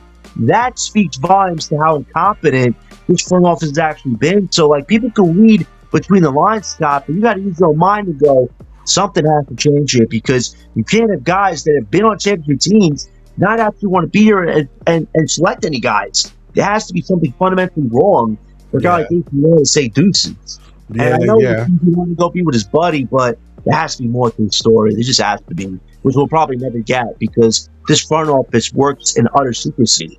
Come on. Nah, big homie, we can't guarantee A-Cuff is going to be better. We can't. And nobody can guarantee anything. I ain't going to tell you that. I got to believe Acuff could be really good. And I think he'll be no worse than a secondary option, which at this point, I need some type of top option. So I'm willing to roll the dice on a kid like Acuff. And you mentioned there's going to be moves after the draft. The Giannis stuff, that's going to set everything in promotion this offseason, because everything I'm hearing, the Bucks president wants to get a deal done before the 23rd of June. And by the time the finals ends, we might even see a potential trade, blockbuster rumor before they can even do something like that. So as soon as the finals end, the Giannis stuff could be kicked into overdrive. And once that happens, everything else, like you said, is going to fall in place. We also have draft eve, the night before, June 22nd, where this guy, Sean, has been known to make a move here or there, which has usually been for worse than better. So if a move like that happens, hopefully it gives a semblance of what we're doing. And if it's a crazy move, I don't know what's going to happen the following night on June 23rd. So I really do hope, Scott, that if anything, the first move is the move we make with the 6th pick. I like Mikal. I like Mikal too now. Don't get it twisted. I would take Mikal. It's a toss-up. Either one, I would be happy. I would be happy. I do too. I think he's more all-around. He's a more all-arounder. He just doesn't shoot threes as good as Acuff. Acuff is a great shooter. Here's another stat. Everybody says Acuff needs the ball. He shot 50% catch and shoot. I think he could play without the ball a little bit. So if everybody they showed you he can do catch him. He can play off the ball. I don't know why they saying he can't. You got to worry about where he at because he's a 50% shooter. I'm just saying he shoots over 40%. He shoots a high 40, a mid 40, which it's really high. You shoot 4.43, 44, and 44% from three. You crazy. You can't. You can be crazy to pass that up, especially if you can do it dribbling and off the ball. Right. Oh, hell no. Hell no. And that's what makes this so upsetting if we do draft Mikal Brown, Ament, Mara, whatever you want to do. Even if we don't trade back or up or anything like that, to pass up on Acuff, you better hope if he goes to Sacramento that he doesn't dig Sacramento out of their own dumpster of mediocrity. Because if they're a better team before we are and Acuff is leading that charge, oh man, Sean Marks' name will forever be stained in the NBA for passing up on a legit potential secondary star option that you had right in front of you. But because you want to go with potential, what a guy could be in 2, 3 years, and you screwed the pooch that badly, like, man, that's Yeah, going to hurt us. yeah, Jelly-O. Mikael Brown Jr. is a good pickup at 6, though. I said that. I'm just saying. I don't want him meant for 6. I don't want him 6. No. That's he reaching again, and they doing that. I don't know if he's reaching on purpose or he just. I don't know what the hell that is, man. I can't explain that, but I just know one thing. If I was the owner, Sean he would have been in my room a couple of times. I'd have been off the team. He would have been in Siberia. I would have been threatening his ass. His ass would have been threatened. He would have been in Siberia making snow angels right now. Like, this is crazy. I might still believe in him a little bit, but I'm just saying it would have been some timeline shit on him. The only way he could get me to have any sense that he knows what he's doing is if he listens to the Brooklyn base, who I've said this. Darius Acuff is the Brooklyn people's pick. You check anybody's content about this kid, you'll get over thousands of impressions. Yeah, that's how I feel about it. By him. Like, if you pass up on him, you better hope he doesn't lead Sacramento to a playoff run before you do, because that will be the ultimate nightmare you can't escape from. If that kid actually helps a mediocre team like that out of their own situation before we do. That's why you just got to make a simple decision. Number on the kid, see what he can legitimately bring you instantly, and hope that intrigues a potential star on the market who want to come play ball with that kid. If you do that, you give yourself a fighting chance to play meaningful basketball again. But if people want to go with he's too small, don't play defense, we just have undersized guards in the Eastern Conference Finals. So please keep giving me excuses why we shouldn't draft this kid, because I will have a retort ready. Yeah, we got CJ on the stoop. What's up, CJ? Hey, CJ. What's up, John? Not much. Listen, big homie, one thing I'm saying with Yegor shouldn't have been 8. I mean, I like him. Don't get me wrong. I wanted to draft him, but I didn't think he was 8. He was a reach. He projected 13 because OKC said that might have won. Even though we got him, I'm good with it. And I'm not too upset about that because, well, it ain't no sense of reason to be upset with it. You had 5 picks. You could have used one of them on him anyway, but he might not have been there at 20. That's for sure. Because, but he was definitely going to be there at 10. They were surprised that Queen fell to 10. If you draft a man at 6, I think his ceiling is at 10 with Milwaukee, because Milwaukee would need a powerful replacement. So I wouldn't see a man go anywhere below 10 at this point. But that means you're jumping 4 slots to get him. So that to me is already a risk. You probably need to trade with the Hawks, and just get 8 and 23. Would they give that to us for 6 though? Would they give us 8 and 23? I mean, yeah. They want to, if they want to get a damn more, they better do that shit. I thought they might want a star guard. I feel like they're a guard away. You pair a star guard with Jalen Johnson, there's your organic rebuild. You can always find. I don't know what they're gonna need because John, they need size over there. That's for sure. They got some tall pieces. They have athletic players. It's just they don't have an offensive coordinator to drive everything. Like, they had CJ McCollum, and we all know he's almost at the end of his career. So if you upgrade that with a Mikael Brown, who I think Mikael Brown would be somebody they might want to trade up for, because they might do that. Prototype. I heard they were interested in a day. So I don't know what the hell they want. They might Atlanta might want that Mikael Brown Jr. I would do the trade with him. Get 8 and 23. I'll live with that. Yeah, but I don't know what's, be honest with you. Because Nate Ahmed not gonna be there at them damn 12. If you trade with OKC, he's just not gonna be there at 12. Well, who you gonna get at 8 then? Nate Ahmed. If you trade him back, you get 8 and 23 with Nate Ahmed. Yeah, but 23, who am I getting? There's not going to be many choices left at that point. I mean, maybe I don't know who would be at 23. I don't know how it would go. A lot of players that I wanted dropped out from those late brackets. Yeah, like Tuna Yusuf not even in the draft.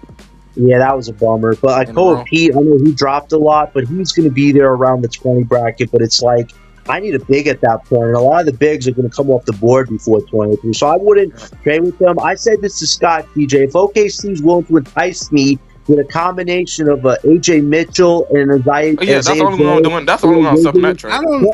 don't. pick 12 and 17, you might get me to the table, but I might even want more than that. So that would have to be my starting I don't, point I with don't, I don't, I don't want OKC. no Case and Wallace and goddamn Horace. I don't want that shit. They're like, you got to give I me some want better shit Mitchell. like that. Man. Like, I mean, I'm I, getting them two players that. I mean, I, they ain't I, shit. I want AJ Mitchell. He's only making $3 million, and the guy was averaging 15 points in the playoffs. I need a bargain like that with some picks. If you want to You know, entice me to go away from Darius Acuff, I need some good value back. Like I yeah, need yeah, that, yeah, pieces. well, yeah, me too. I'm Not, with you with not that just because picks. Not just like picks. I I need already know I'm not getting 8. I'm in at 12, and then you if telling we me you gonna give me some shitty ass shit like that. I'm not doing that, man. if Hell we no. get if we get AJ Mitchell and Isaiah Joe, those are two good guards to have on this team. And Isaiah Joe shot 40% from three. Like that already checks the box for us. And then AJ Mitchell and Yegor, that is very exciting to me as a backcourt. And if I could I would add, actually get an AJ Mitchell jersey if you come here. I'm serious. yeah, if we could do something like that, and we still have 12 and 17, you can get a Jaden Quintance at 17 as a big. And I don't want Kareem Lopez or Yaxo Ladenburg, but one of those guys probably will be selected at 12, which you get a little more Yeah, experience there. because But if you get still, AJ Mitchell, you finally building some shit. You finally yeah. building something here, bro. Right. And that's what we got to do. We got to get somebody that's impactful. And I don't know if you heard this also, CJ. I have a feeling if the Spurs get eliminated, they're going to call good old Sean and Jordy Yeah, about I told people reuniting the that. I Fox told people team. that. I I told don't people want that shit. Fox, though, man. That guy's making, his last year, he's making $63 million. Yeah, Ooh, but I that's don't want So to. who the Spurs would give up if they want Michael Porter Jr.?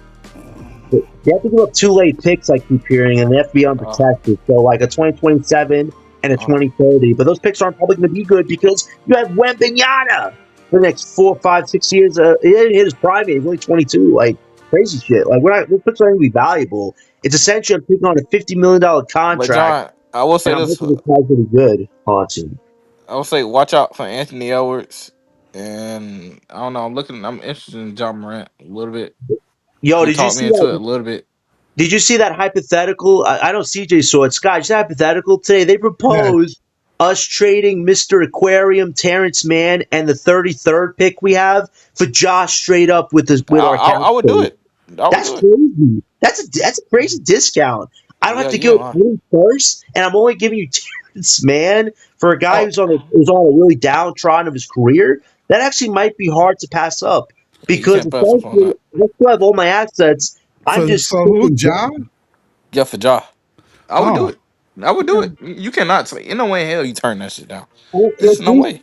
if you get Ja with that deal, and I still draft Native Man, so what's my rotation going to be? Ja, Yegor. We Nolan. still keep we still keep Michael Porter Jr. It would be Native Men at the 4 and the 5. I hope it's not Clocks. So I guess Danny Wolf. So let's say it's a Yeah, I want to see that hypothetically. too. So let's say it's hypothetically Ja, Yegor, Michael Porter Jr. for one more year at least. Native Men and Wolf. That's interesting. It's going to take a lot of work, You but still ain't that's got no something I center. might want to watch. It's You something I might still wanna ain't watch. got no big center. We'll have to figure Yeah, that out. yeah, We'll have yeah, to yeah. figure You You that have ain't to out. got no figure. Yeah, big. you gonna have to figure. You gonna have to figure that shit out. Figure that out. You got to figure that one out. That But me and How I would center. do it? I would put Dayron and then put Danny. You have Yeah, to Well, run. You have to do yeah. that Danny lineup. ain't gonna start. He got well, to earn that. here's the thing. Danny Wolf got to earn his spot. Oh no, he gonna earn it. He gonna be a starter Oh near yeah, future. yeah. You gonna have This, to. this, He this is gonna the be because unfortunate thing. he better than Noah Clowney. He If we better. get Okay. if we get Ja, he's going to strongly advocate to keep Claxton. But if I get Ja, I'm going to quickly trade Claxton, and maybe this is the crazy thing. If we do get Ja, and let's say we don't draft the Met, we do draft Mara, you could still keep Clowney at the 4, but eventually you're going to have to move him for a big addition. So let's say it's Ja, Yegor, Michael Porter Jr., temporarily Noah Clowney, and Mara. That's something. Like you actually have a big center. You have Ja. You have Michael Porter Jr. for one more year. You have Igor, and you still have Clowney. Like that might be interesting, but it's not going to be great because you're still going to have a lot of weaknesses. But that might be something too to look And at. because I think John Morant, I see him in the gym. I think he's gonna come back on a mission next season. See, you gotta understand, I'm from South Carolina too, so Right. I know, I ain't gonna give up on him because he is from where I'm from. That They're man just get so Right. coached much by his coach baggage. and shit. So I mean, There's just so that's much why you don't baggage ever hear me talk too involved. much trash about him. That man I coached by just his need coach. to. I know, but see, there's just so much baggage in him. Like this guy doesn't get along with his teammates. He has problems with the coach staff. It's like he's on the downtrodden of his career, and it's crazy because when he was in the West with Memphis, he organically led that team to be a top 2 team twice. So it's like that fall from Grayson's Yeah, hat. I don't know if he could come back from that at this yeah, John. point. I feel like I it's give you been that, too much but everybody baggage for deserves a him. second chance. No, I understand that, but if he comes to Brooklyn, he needs to not demand stuff, but be willing to help give this team a sense of direction. But the only problem is I he's don't had think he so know much his damn baggage. career line. I'm pretty sure I he don't know know, that. he's already had so much baggage. Though I still see Sean and Joe pulling that trigger. How ironic! I mean, using that word would give John's baggage, but like I don't think they go after it. But if you're telling me it only takes Terrence Mann and a second round pick to get him, how could you turn that up? Turn that down? I mean. Like I that's won't actually a turn it up. bargain discount at No, you that got to look point. like I told my friend. You got to look and compete in that shit, bro. Like you got to try to compete, man. Like do some shit, cause like it really gonna be enough when New York win this damn championship and shit. I have to hear all this dumbass shit, but I mean, yeah, you got to look and If compete, man. if we do get Ja, would you draft a Met or Mara? Who would you prioritize more to utilize Ja? A You want to be third or a honest? I'll wing? probably would draft a mint. To be honest with you. I I mean, he's mean, better than if you want to go Mara. Mar, you could go Mar. But like The only reason no. Let the me tell only, you something, John.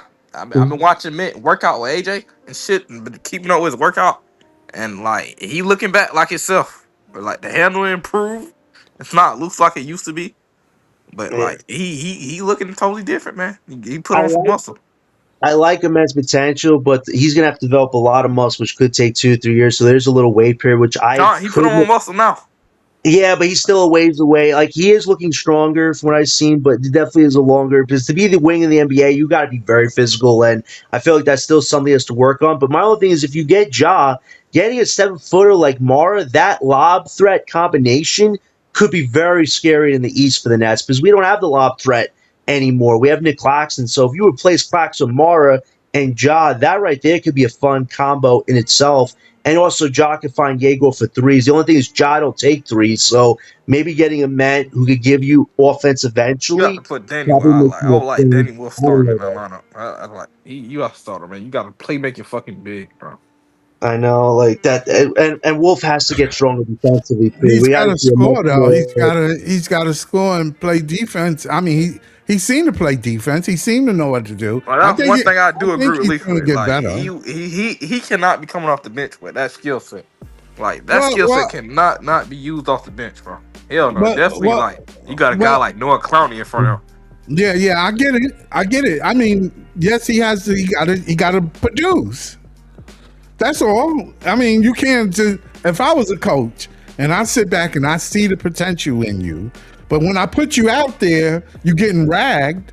Then that means no, I can't put you out there. You can keep saying potential all you want. You got to put that shit on tape. You got to show me. We are not in the Yeah, no, business for he gonna show you, but it is potentiality. with Clowney. Like he Okay, but can. then we get Clowney. Let him start over Clowney and give him a month.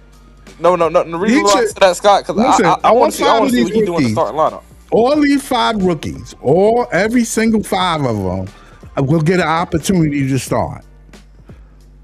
Just be ready. That's all I ask you at the beginning of the season. Be ready. I shouldn't have to tell you that.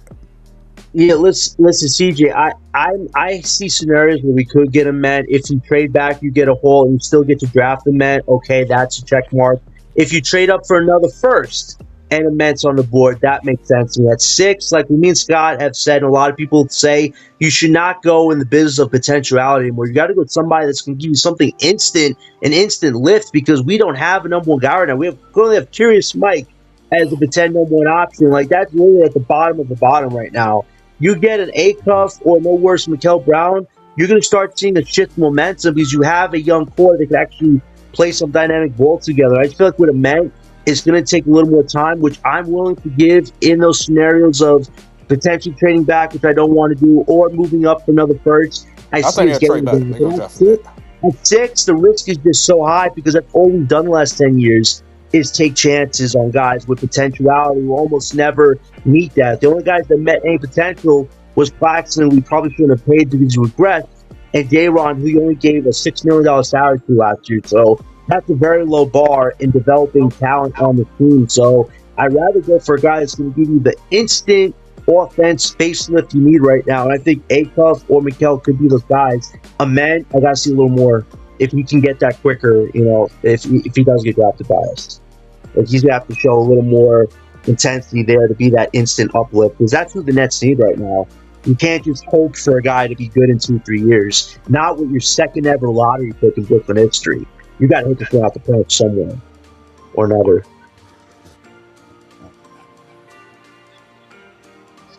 I was checking out something. Baba Miller, big homie.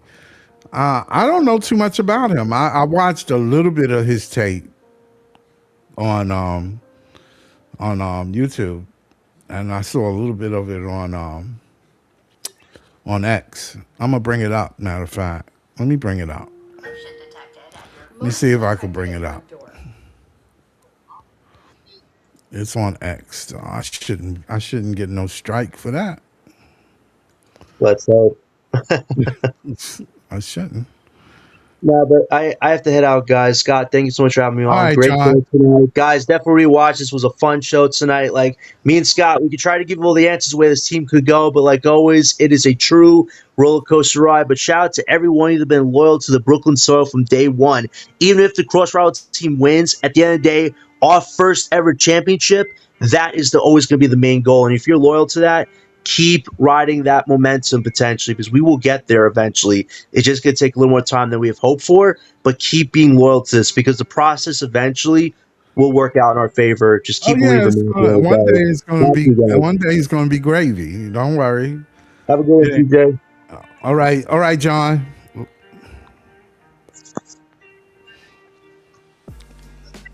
CJ, you still there? Y'all still here, Scott? Oh, okay. All right. Yeah, let me see. I don't know if I can show this. I'm not going to show the whole thing though now. This is Baba, whatever his name is, Baba Miller. He's got ups though. I ain't gonna lie to you. He played for the Cincinnati Bearcats. He's 22 years old. Let me see his numbers, though. That's what I really want to see. I don't want to put that up there and then they bugged out with the videos. I don't know how sports schools don't want you to share the video. They put the video on YouTube and they don't want you to show it on your. What up, Scott? Huh? What up? Scott, do you know about Nate Ament? Yeah, I know about him. I watched him. He all right. I wouldn't say he was top 10. Where you see him at? I just want to hear like your point of view, like his ceiling and stuff. Oh, his ceiling? I think. For me, I got him in that KD and Jalen Johnson range. I don't got him in KD. I got him more like Jalen Johnson. More like. Yeah. I don't know if he's Jalen Johnson either, man. Jalen Johnson can run the floor. Well, Nate Ament can too. Do you see Nate Ament? Like I'm talking about, like I'm saying, like do you see like it's like college, not college, but like wait, I'm just looking at what he was doing in school and shit, because he had more freedom with the ball. You know, when you come into college, you got to change your whole game style up, and the coach gonna use you different, right? Than you do in school. It's hard. It's hard to judge which way he's gonna go because he's 19 years old, man. I could see. He's showing a little bit of flashes of KD. The people I talked to a little bit, they told me they said I wasn't crazy for saying that because he did show some a little bit of flashes. You're not crazy for saying it, but I mean, if that's the case, then you would get him. You don't care. He would be in the top 5 if you see KD. I would get him because I've been watching Nate. I mean, matter of fact, this is not my guy. This is the Ice guy. Yeah. This is the Ice guy. So Ice, like, we draft him. Ice would really be happy if we draft him. This is the Ice guy. And I know Ice probably told you about how he want Nate Ament. Yeah, I guess so. I guess he do. I mean, I don't see Nate Ament I see. as a I pop. think he can reach that KD. I think he can reach that KD. I'm not saying he's gonna be KD now, but Oh, I could see him like being like a little bit of comparison like the KD because off his skill set like and what he could do. I think he's a better 3-point shooter than KD. I believe that. KD's an excellent 3-point shooter. Like you'll see when he come in. Like y'all will see. Like the people that bashing they they just I'm dumb as not fuck. bashing him. I'm No, just no, no, no, saying. no. I'm talking about it's a lot of Oh, Nets fans I see on Twitter bashing him. oh. Like it's like it's just crazy. Like they like it's crazy they just bash him like that. Like he's No, like just a trash dude. no. He around that 10 spot. I'd say, like if you need a big, like, say he's 6'10", he weighed around 220, 210 or something like that. His wingspan is kind of decent. He jumps pretty decent, but he's 6'10". I mean, you don't need much jumping to get to the rim. He shoots decent. Right, He ain't right. gonna put it on the floor, if that's what you're saying. He's not Right. gonna put the ball on the floor. He's Scott, got to this learn guy that. was a top 4 pick, man. He's got a post game and he can Yep. shoot the 3. Okay, I mean, yeah, he's decent. He reminds me of Cleveland's player. What's his name? Hope you ain't talking about Kevin Love. No, Evan Mobley. Mobley, but just smaller. I think he's gonna be better than Mobley. He might be, but I'm just saying he reminds me of It don't Mike. If he Mobley land here, he'll be better than Mobley for sure. because Mobley is more of a big wing. You know what I'm No, saying? well, yeah, he is. But the only but thing he's about not Nate, a great. But he didn't shoot well this year. He shot think well that- last year, but I'm just saying, Nate gonna. I'm telling you, Nate land here. is he a 40? Is he over 40 from? No, he can't be. He's not over 40 in threes. So you can't really, you know what I'm saying? And I mean, he might turn into that. He could, but that, I'm telling you, Sean don't need to be drafted any coulds. yeah, he could, but the thing At this point, you drafted 5 picks, and most of them are coulds. You get what I'm saying? I get what you're saying. Oh, okay. But let me remind Nets fans of something because I think a lot of Nets fans forget this. That's my problem. Hold up. This guy was a top 4 pick before coming in the draft. Okay. He was potentially talking about going where Caleb at. That what Nate Ahmed was at. Nate Ahmed fall down. Yeah, he had a little bit of a bad season, but we know why he had a bad season. We know. I think if you ask me honest, I think what really messed him up because I talked to one of my homeboys and like we've been watching dude since college, bro. Like we've been watching the draft shit. I think what happened when he put on too much muscle, that kind of messed his game up and his shot up a little bit. And like, that kind of affect him a little bit because he put on too much muscle. That's what it was. Because like if you look at him in school, Scott, he was real skinny. Watch him in school. He was real skinny. Dude could just blow by you. Crazy. Look, I'm telling you, bro, he looked just like Kevin Durant. You watch him in school.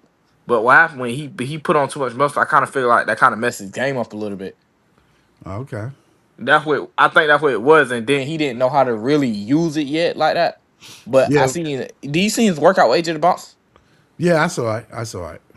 Yeah, you see his handle starting to improve now. Yeah. It's nice. I try to tell people that's not easy to do. Gaining muscle and then know how to use it for a guy like him. He was real skinny. My thing with the Nets is depending on how Sean sees it. And how I think Sean view him as a fucking another Kevin Durant. No, and as Jordy would want it, because Jordy is the coach. Jordy wants a guard, man. He wants a guard to lead the. He believed the guard should lead the team. Like that's what he wants. But his guard. I don't think he just want a guy that just could just give you offense. I don't believe. No. You got to play defense. You got to play defense. Yeah, I was getting to that. I think they look for guys with high character and stuff like that. I think he needs somebody that can play who's tough. You ain't got to be blocking shots though. When I say defense, I don't mean that you can block shots. I mean that you're going to stand your ground. You're going to hold your spot. You know what I'm saying? You're going to battle. You know, you ain't going to just give it up. You know, if somebody is scoring on you as a small guard, if you're smaller than that guard, the easiest way to defend them is to try to keep them from getting the ball, right? Mm-hmm. Well, then that's your game plan. It ain't so much I'm gonna block your shot. I'm gonna make it hard for you to put it on the floor. You know, I'm not. You put that ball on the floor, you got a problem. If it comes out your hand, you better catch and shoot, because you cannot put it on the floor. I'm gonna make it real difficult. That's defense from a small guard. But what I'm saying is you can't expect them to. I think Jordy wants that. He wants that type of guard who's going to hit the outside shot, who can drive and penetrate, who can set up his plan. That's what he wants. That's what we need, man. I think they drafted Nolan Trier thinking they were going to get that, because Nolan got long arms. Nolan will smack your shot. If you come in there and thinking just because he's 6'5", 6'6", he's got a long wingspan.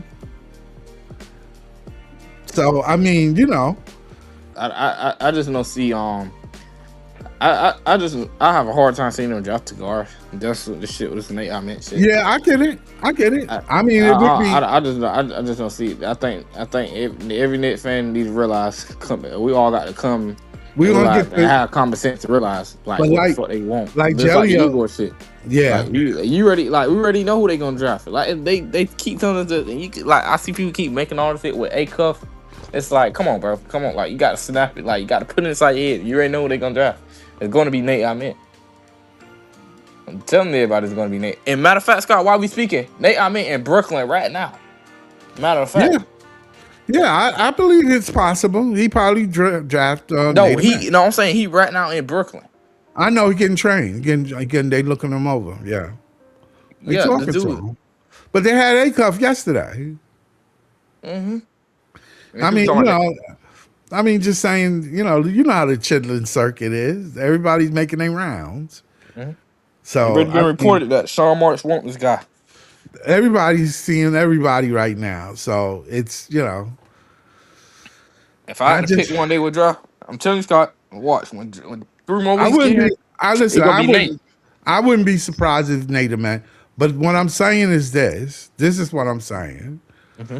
What the Nets need to do, and this is simple. Whoever's the best player at 6, take him. That's what you got to do. Because right now we ain't got everybody's job on the Nets right now is expendable. Mm-hmm. You understand what I'm saying? Like I come in that locker room, ain't nobody's job safe. Yeah, but let me point this out. Go ahead. And I want Nets fans to have common sense. Why in the hell would they draft another guard? If they going after off the Reeds and Cody White, let me ask you this question, then. That don't make no sense. Would you pass up a top 6 pick that you know is clearly a top 6 pick for something else? I just won't give up a player just because they had a bad season.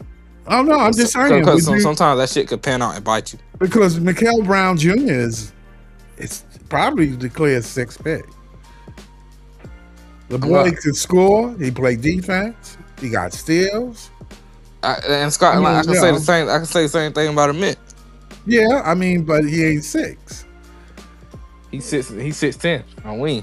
Yeah, but we got, I mean, just saying. We don't got upside on him. Yeah, I mean, you're looking at upside. See, now I'm talking about ready right now. Right now. When you come into this league, you ready right now. That's like you passing up on San Antonio would pass up on homeboy just because you got a guard. But yeah, Scott, you can say like ready right now, but like if you could, it depends on what if you competing on what. No, well, You got even looking at too. Even if you get Nader Met, you ain't competing right now. Yeah, I know that, but I'm saying like Yeah. you ready if you trying to compete or what? Because I mean you could I mean, easily like all Jackson of them- Winter, like if you want to draft him because No, he's I'm more just ready saying. and you can make the playoffs. I mean, yeah, you could do that. No, I'm just saying no because he's 19. They're all 19. Yeah. They're all 19 years. It don't matter. And he's the better talent right now. That's what I'm saying. I mean, It's hard to give up on a wing like Nate. I understand. I understand that we need a wing too. We do need a wing, but we only got one pick, and we got one pick, and there's one player that fits, who's clearly the better scorer or better something, or in two categories. And that's the way I look at it. Is if you better than another person in two categories, you the better player. I think before going to college, I think Nate was like a better player than Markel Brown. Okay, all right. He was. I mean, yeah. He had a fall off season. I mean, like, yeah, all right. I mean, I can't tell you what he gonna be in 5 years because 5 years he might be better than Markel Brown. He might. And then I want to tell people this though. Like, I love Markel Brown. Let me tell you something. I love all these guys. I don't got no hate for none of these guys. Yeah. Because all these guys show me love. I posted some of these dudes heart my story and this and that. I got love for all these guys. Yeah, but we do. Like, it's hard to pass up on Nate Ahmed because I like people understand. I've been watching Markel for a long time and I've been watching Nate Ahmed for a long time. I know what the weakness in Nate Ahmed is that he gained too much damn muscle and to kind of mess up his game, and he just got to get used to adjust to using that stuff. That's all it was. All right. Okay. Like Scott, to me, I know everybody got it different. We all disagree. We all disagree on certain stuff. We all Brooklyn fans. Yeah, I mean, I can't really judge whether. Yeah, I think you understand where I'm coming from. Like, it's hard to pass up on the 16 wing like that. Like you understand. I know you understand where I'm coming from. I mean, Clowney's 6'10". How are we passing up 6'10" wings? There's plenty of 6'10". I don't think Clowney a better prospect than this man. Okay, I'm just saying 6'10" is 6'10". I don't look at 6'10" as the reason why. I look at the best available talent. That's what I'm looking at. I'm looking at best available talent. Like if you're the best athlete, at 6, at more than 2 categories, then you are the best available talent. Yeah, like, that too. But I'm just saying you can't pass that up. You can't pass somebody up that shoots 40% from 3. Yeah, you is, Scott. But if I'm the Nets, right? If I know I drafted all these guards for one, and then I know I'm trying to go out another guard in the free agent. I understand that, but they expendable. What? Expendable. They become expendable. And then and I know I'm trying to go out another guard, Scott. And this is me personally, Scott. I just want to take another guard. And then the thing is, I don't know how long you gonna keep MPJ. See, Nate Ahmed, the whole time people might look at it wrong. I think you draft Nate Ahmed, he gonna be the MPJ replacement anyway it goes. Well, that's a tough order. MPJ was a top 3 pick. But I don't think MPJ gonna be him for a long term. That's why I say I think he gonna be the MPJ replacement. MPJ could have easily been in the top 3 in any draft that he came out of. I think he was projected to go 1 before that back injury. I understand. That's what I'm saying. MPJ, for you to even twist your mouth and say Ament is the MPJ, that's tough. Coming to college, he was getting compared to MPJ in college though. He was compared to MPJ in college. Okay. But I mean, in school, when he was playing in school, he was compared to MPJ though. So how come he ain't in the top 3? I told you he fell down, son. Because I told you he didn't know how to use that muscle he gained. He didn't know how to use it. Like if you watch him in college, he didn't know. Like I told you, he gained so much muscle that I told you, kind of messed up his game a little bit. He didn't know how to get into the rim. That's just like with Igor. Like Igor, y'all gonna see what Igor do. He ain't gonna really know how to use that muscle against like physical contact. You got to adjust to that shit. That shit ain't easy. Would you take a chance with him? Now you got to remember, you're taking a chance with somebody that's going to affect your team. I mean, you already take a damn chance with a lot of guards. Yeah, I mean, I because mean, it ain't gonna make no damn difference, man.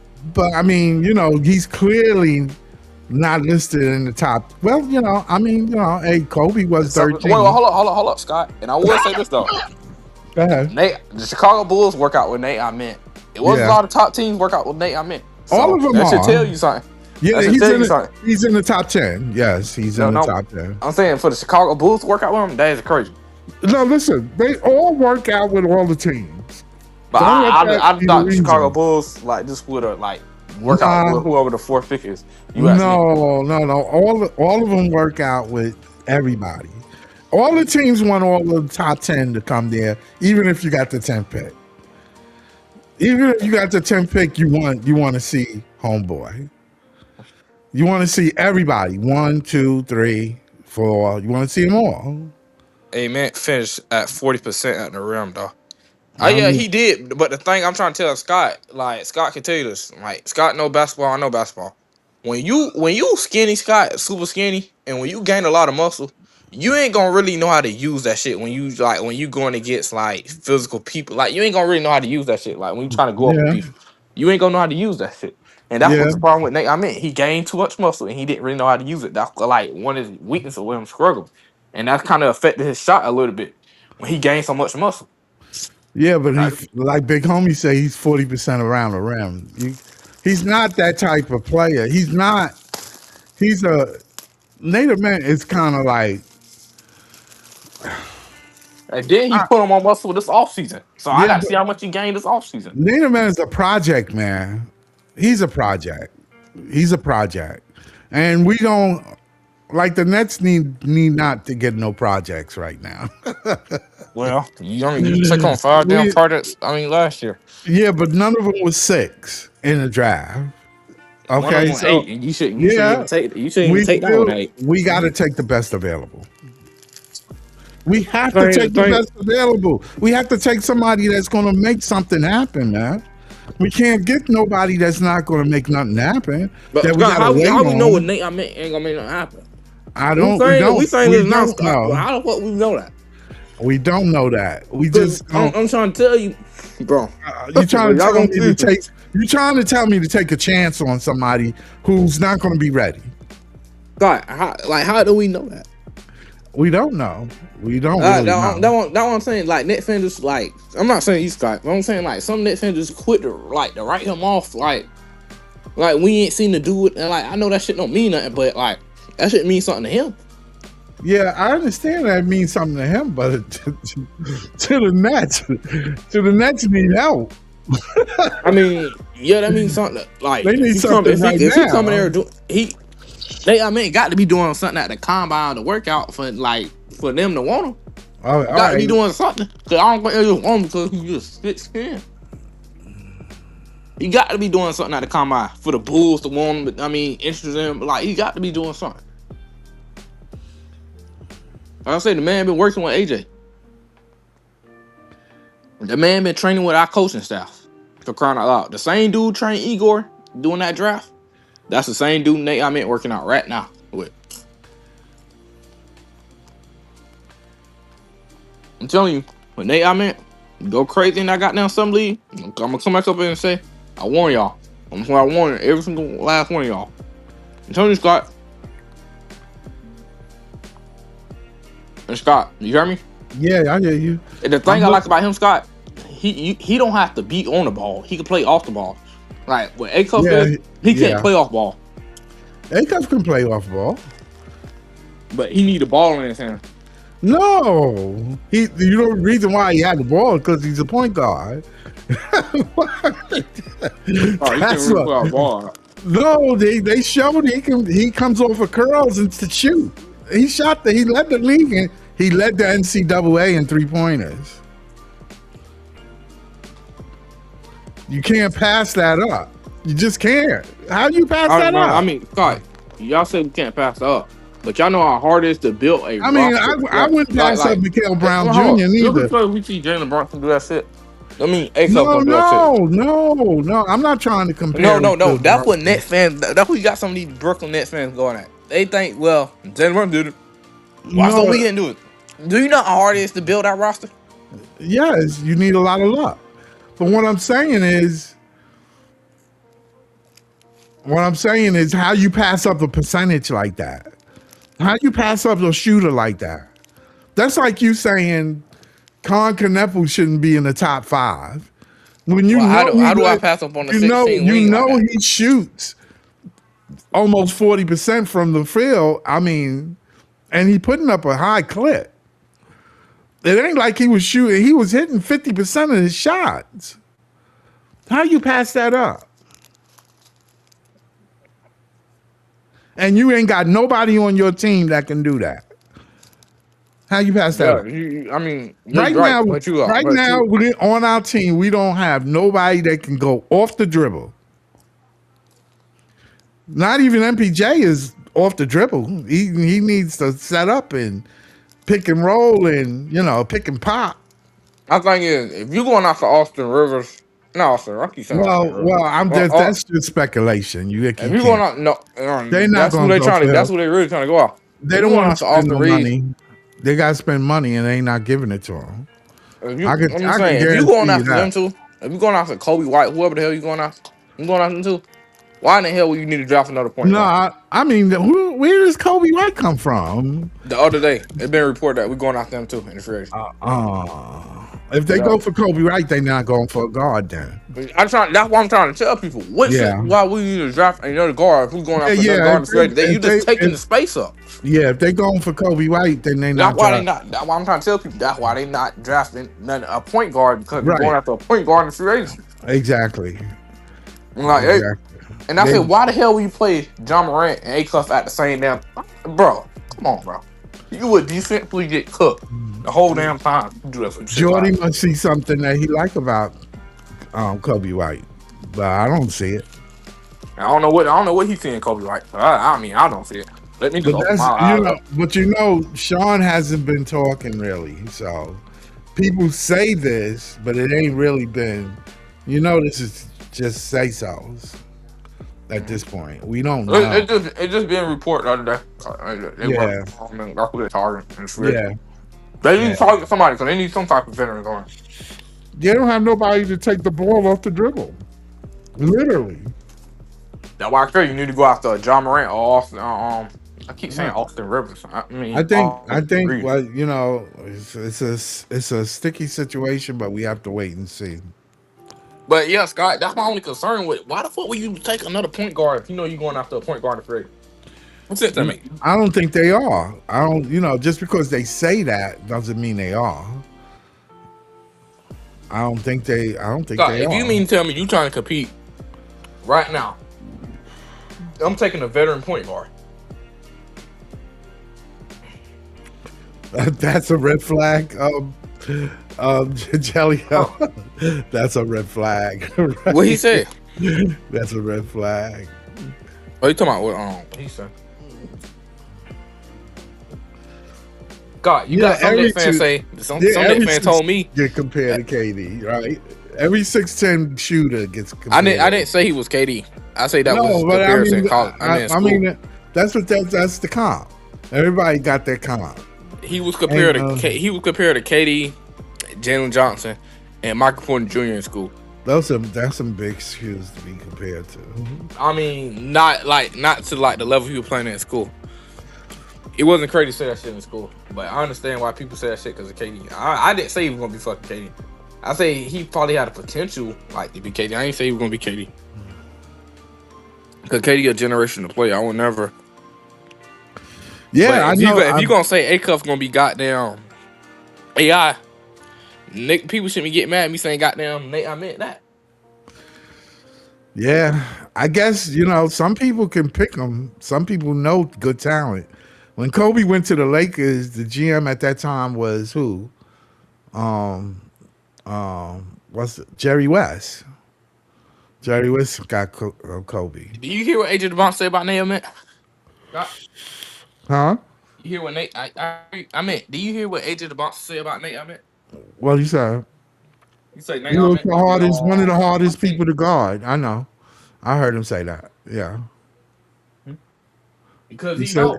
In He said. school, bro, they know. In school, he used to get them niggas that work, bro. Ice wasn't sitting up in line. This let me tell you something. Bro. I'm not a damn Nate. I mean guy, but I damn sure watch him give people that business. If this guy was project, I'm talking about. I mean Scott, the way he used to beat people at school, they was talking about his ass might be going down #1, and nobody can sit up and tell me I was lying. He was out here killing. But Scott, the thing is, for people were telling him to do is put on my muscle. And Scott, at the time, if you would have watched him in school, you would have said, "Yep, he need to put on my muscle." You hear me? Yeah. He Yep. shoots well though. I mean, I just see the potential there, man. Like Scott, I know people might call me crazy, but I mean, I mean, I've been watching the draft for a long time, and it's like it is hard for me like to pass up on. I know people got their own. Everybody gonna have like their opinions of what they want to do with the team and what direction they want to go in. I'm not mad at nobody's opinion what they want to do, what direction they want to go in. I'm just saying if this was just me, for example, Scott, and stuff. So I mean, ain't nothing wrong with your opinion. You want to go my kill? No, Nate Mann is not a bad player. Don't get me wrong. I'm not saying he is. Nah. It's a lot of Net fans that think he just like ass like a goddamn. I don't know, like he a goddamn. What do you call it? I don't even know what to call him.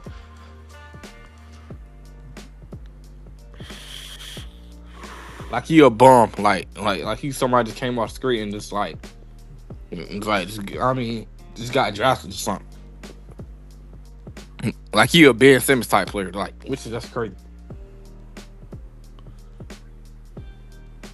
But I think Jordy might like him. I think the only why he'll get picked, Ice. Not Ice. I'm calling you damn Ice, Scott. I mean, Right. damn, because his damn upside.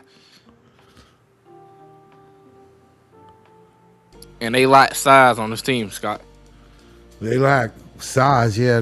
Well, I don't think we lack too much size now. We've gotten bigger. We did get bigger though. But I mean, we don't have a legit center. That's one thing. And we betting that that our point guard that we have now that we drafted really turns into a point guard. I think Nolan, you got to get the type of veteran around. You have to get some veteran to teach him because I really think he could be actually point guard. Ben Sarath, it depends how Ben Sarath jump shot for. I always tell people Ben Sarath would have been a point guard because it's like he could get to the rim. Same thing as Nolan, and Ben Sarath got a handle. Is that he got to get better with the jump shot. If you put a veteran, that's why I keep telling people they got to go after it don't matter who the hell they need to draft. You still have to go after a veteran point guard. You still got to get a veteran point guard. You have to get somebody to teach them how to play and experience. I don't care. Every build team had a veteran, at least one type of veteran. OKC had Chris Paul before Shea turned out to be what he's going to be. You have to get some type of veteran. Like CJ McCollum would be a type of veteran I'll go after. And I know he will teach Nolan and mess around for a couple things. If that was me, Scott, that's how I would do it.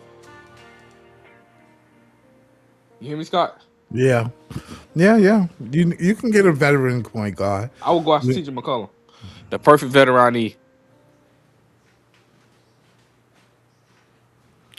Yeah, we need a lot. We need a lot. Big homie, what's up, man? We need a lot, dude. We need a lot. Jellio, we need a lot. How come Kobe didn't go top 3? Kobe actually forced his way down into the draft. I didn't know that. Yeah, he did. He said I wasn't going to certain teams. One of them was the Nets. Yeah, that's crazy. We had a chance to get Kobe. I didn't even know that, Scott. They always talk about how the Charlotte did. Yeah. He forced his way down. Yeah, Kobe didn't want to come to the battle. Imagine we would have drafted Kobe Bryant. Well, I always say that players get there, there's no such thing as there ain't no talent. It's the situation that develops too. Like you could be talented and be on a terrible organization. And you ain't never gonna be nothing. You're just gonna be talented. People gonna be like, oh yeah, he was nice in college. What happened to him? He went to so and so, and shit wasn't. It didn't work out. You didn't get an opportunity. You got to remember, in the NBA, the average lifespan of an NBA player is 5 years. Think about it. Think about what I just said. Think about what I just said. There's a lot of players come and go. A lot of players come and go. Yeah, a lot of kids coming out of college, man. And Scott, I ain't gonna lie to you. In 2031, I think that 2030, I'm like draft I'm studying. I got to go back and do the research. It's either 2030 or 2031. That draft class gonna be good too. So how everybody talk about the draft class? I advise everybody pay attention to 2030 and 2031. Damn, you can see that far. I mean, yeah, they middle schools, but they some kids that you want to be paying attention to. Yeah, that is true though. I'm studying that draft. I'm studying that draft right now because we got New York picks, so I'm waiting for them shits to turn into diamond and gold. Yep, they will. They will. We got 28 too. Yeah, we own all they picks. So I'm just watching the 2030 draft. One definitely watching that. Kendrick Perkins' son's in it. Matter of fact, and wasn't him drafting. He actually pretty good. Yeah. Can't say everybody is a project. Yeah, that's right. Everybody can't be a project. You can't just keep saying project. That's not fair. That's not fair to people that's not a project. There's some people like MPJ. There ain't no project. So what am I supposed to? I don't want another ring. I mean, we as a fan, we shouldn't be selfish that way, because that's selfish to think, oh well, you're doing it for the team. These players are putting their players on the team that know they're not making the team. And there's players on this team that if they would go somewhere else, they probably have a beneficial career, an opportunity to get a ring on their finger, or whatever the case may be. MPJ can go somewhere else and help a team.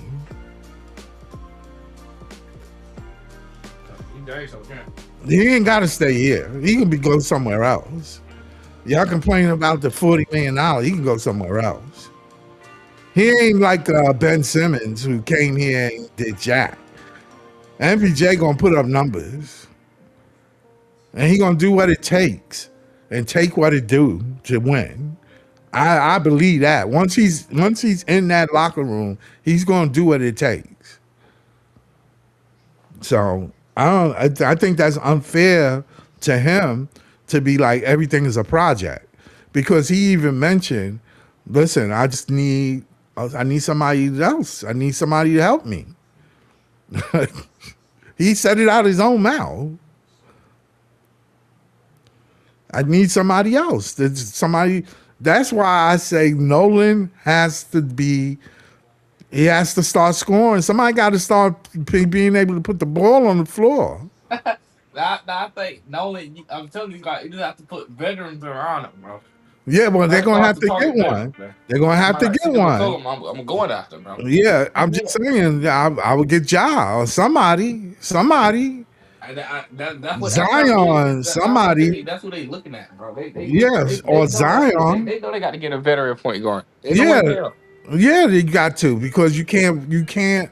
Jordy does well with guard. Look at when Schroeder was here. We talked about this before. Look what he did with Schroeder. Put him in position to average almost 20 points a night.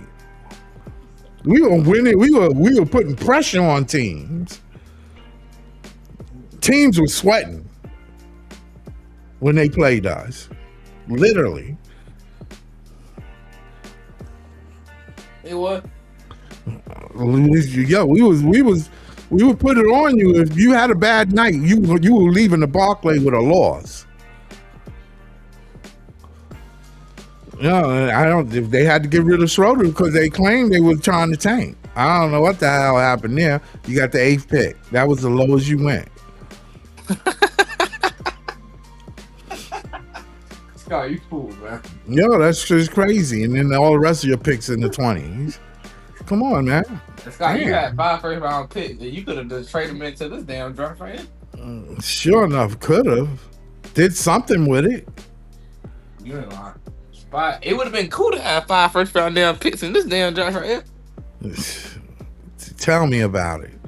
But it's not even so much that you have 5 draft picks. It was your picks that was really kind of sus. You know? I'm trying to tell people, y'all so mad about them when another point guard. Only thing they had to do is get wings and goddamn power forwards last year. They had to take all them damn guards. Nope, sure enough didn't. You could have drafted you a guard this year. This the year to draft a guard. Yeah, you would have got. You ain't lying. Word up. Yeah, right. Because if you didn't draft all them guards right now, yes, we getting a cuff. Yes, we getting Mikael Brown Jr. Yeah, it's like now, for sure. Now you done fuck it up that you done messed up the rotation. Take a damn another point guard. I'm trying to tell people, like, you gotta understand, like, they done draft a lot of point guards. They done mess, like, you cannot just build a damn team just with a bunch of damn point guards. So you have to eventually trade them. Like, if you draft another point guard this year, you got to eventually trade one of them guys. Or probably 2 of them. It depends. Like, you got to gut your roster. Like, you got to have your roster kind of balanced. What you said? So what's saying? Oh, okay. Ament was preseason ranked 5. No, he was ranked 4. He wasn't ranked 5. He was ranked 4. Ranked 4? Yeah, he was ranked 4. He wasn't ranked 5. He was where Caleb supposed to be at. Caleb just surpassed it because he had a little bit of fall down. Nate just didn't know how to use that damn muscle. That's why you see him in them workouts and shit now. You see him know how to use it. He didn't know how to use that goddamn muscle. Because I'm telling you, when you real skinny like that, like, it's hard for you, like, to use that shit. Like, I'm talking about, like, to go up on tall people, bro, and stuff like that. Yeah, the reason why Acuff ain't gone in no top. Listen, he went from 20 all the way down. Yeah, he was. He was ranked 15 in that draft. Yeah, he was almost 20, and he came all the way down into the top 7, which is kind of good for him, because the reason why he ain't going first is, you know why? He's 5 something. That's why. If you take him first, but that's a damn risk, damn chance. He's 6 something. He's 6'3", 6'4". They don't like 6'4", 6'3" guys, but he does have a long wingspan. I don't think Acuff a Jordy guy. We'll see. I think they. I don't know, man. You know, like you said, they had no reason to. You got Nolan Triol on the bench, man. And I think Nolan is like them Jordan guys. You gotta understand, look how they trying to build a roster. They trying to get overseas players and shit. That don't make no sense though. I'm talking about with Sean. I try to tell people, you ain't gonna fool me with this Acuff shit. I told people I ain't gonna keep having this damn debate about this Acuff shit. I'm not even finna talk myself into it because I already know they ain't gonna draft him. Definitely why I found out today they're not gonna draft him. They already in love with Nate. I don't know what Nate I meant. I gotta figure out what he did at work. I don't know what he did at the combine, the workout, whatever the hell he done. I don't know what he done for them to fall in love with him. Cause if you would have told me who would have drafted Nate, I would have told you a goddamn lie.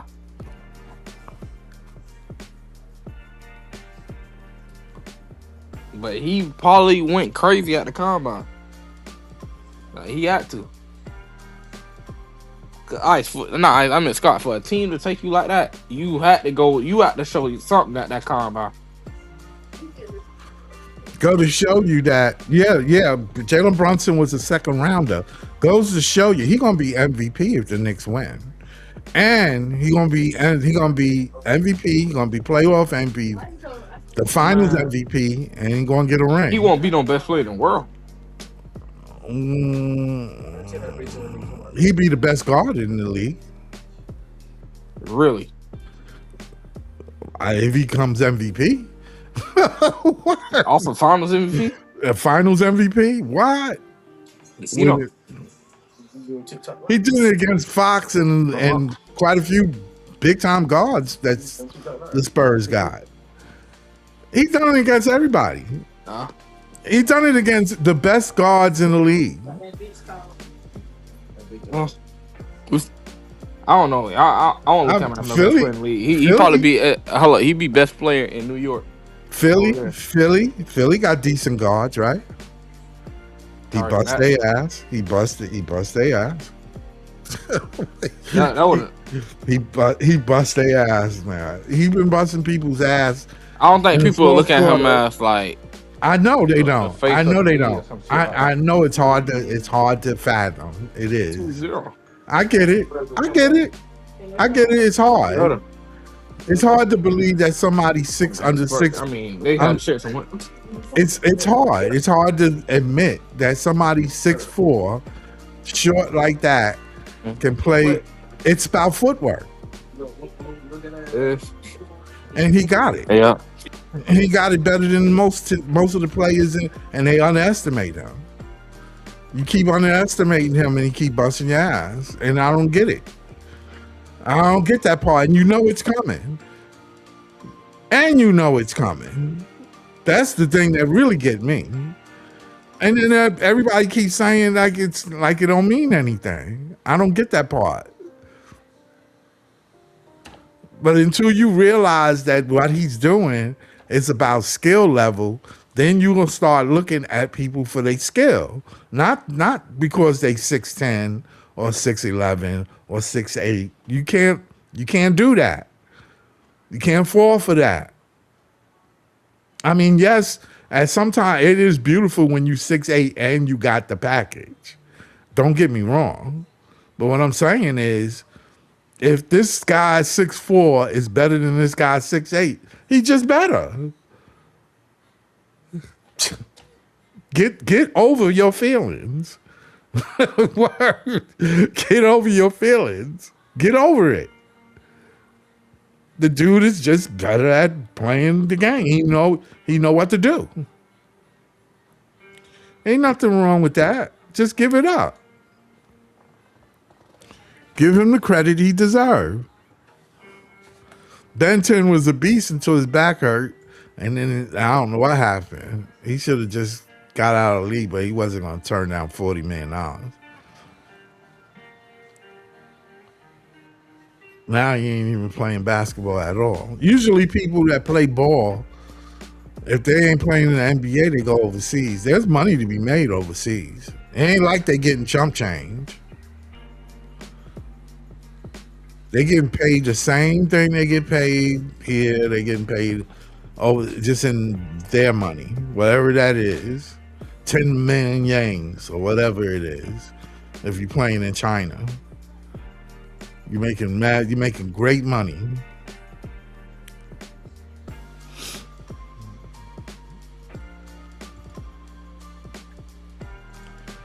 What is he? What are you talking about?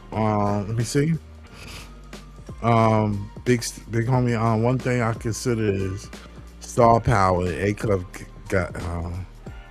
He got that. Mm-hmm. I think he got an attitude, and that's a good thing.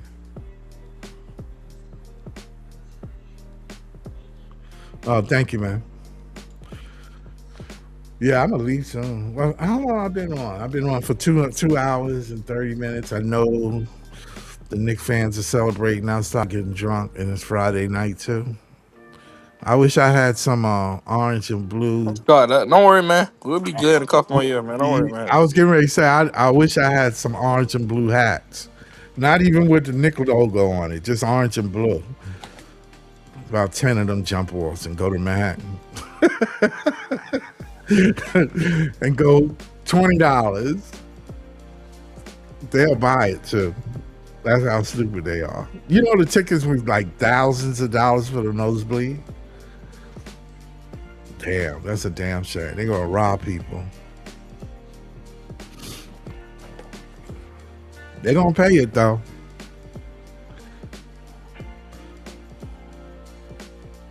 I agree we need a veteran point guard. Yeah, Jello, we do. We have 3 rookies, now sophomore point guards on the team. That's all raw. Yep. Sure enough. Yeah, we need a veteran.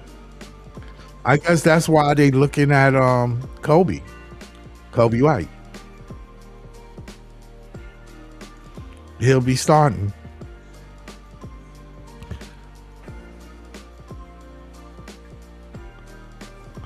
Yeah, I mean, you drafted him, you might as well play him. I don't care if he stink, if he don't do what if he doesn't improve, you sit his ass down. You know what to do. G League it is. I don't even know why you drafted him. That was not. It was unnecessary.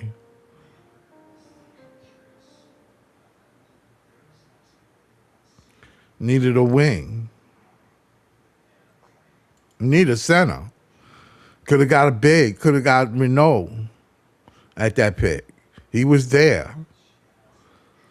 This shit is crazy. How you pass up somebody big and under the paint that can score a little bit? How you do that?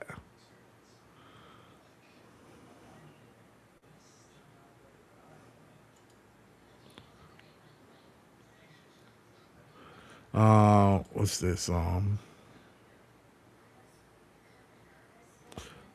That was Sean thought. That's on Sean though. He knew this draft was guard heavy after the top 3 or 4.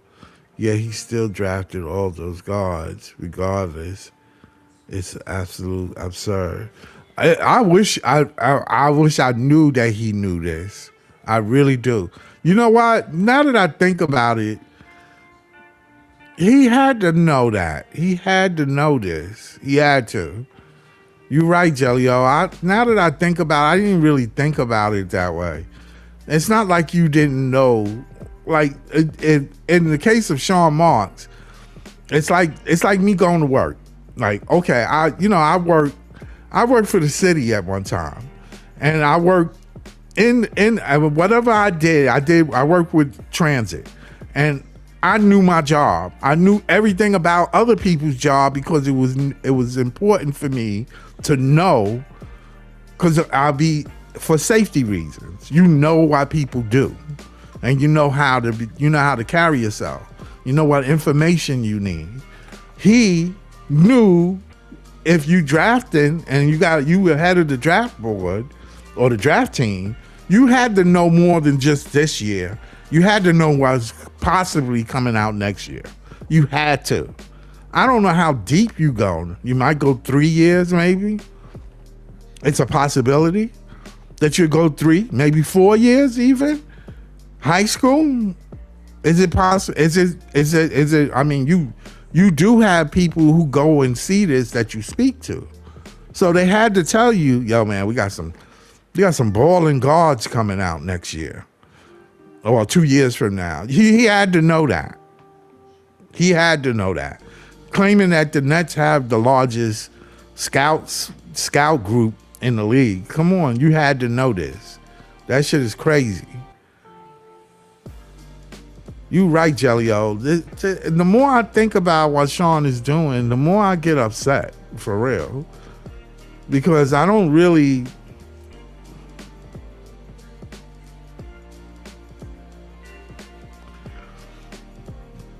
Whoever he draft, I'm rooting for. Yeah. No, don't get me wrong, big homie. I wish Sharaf works out. I wish all of them do. I wish all the draft picks that we got work.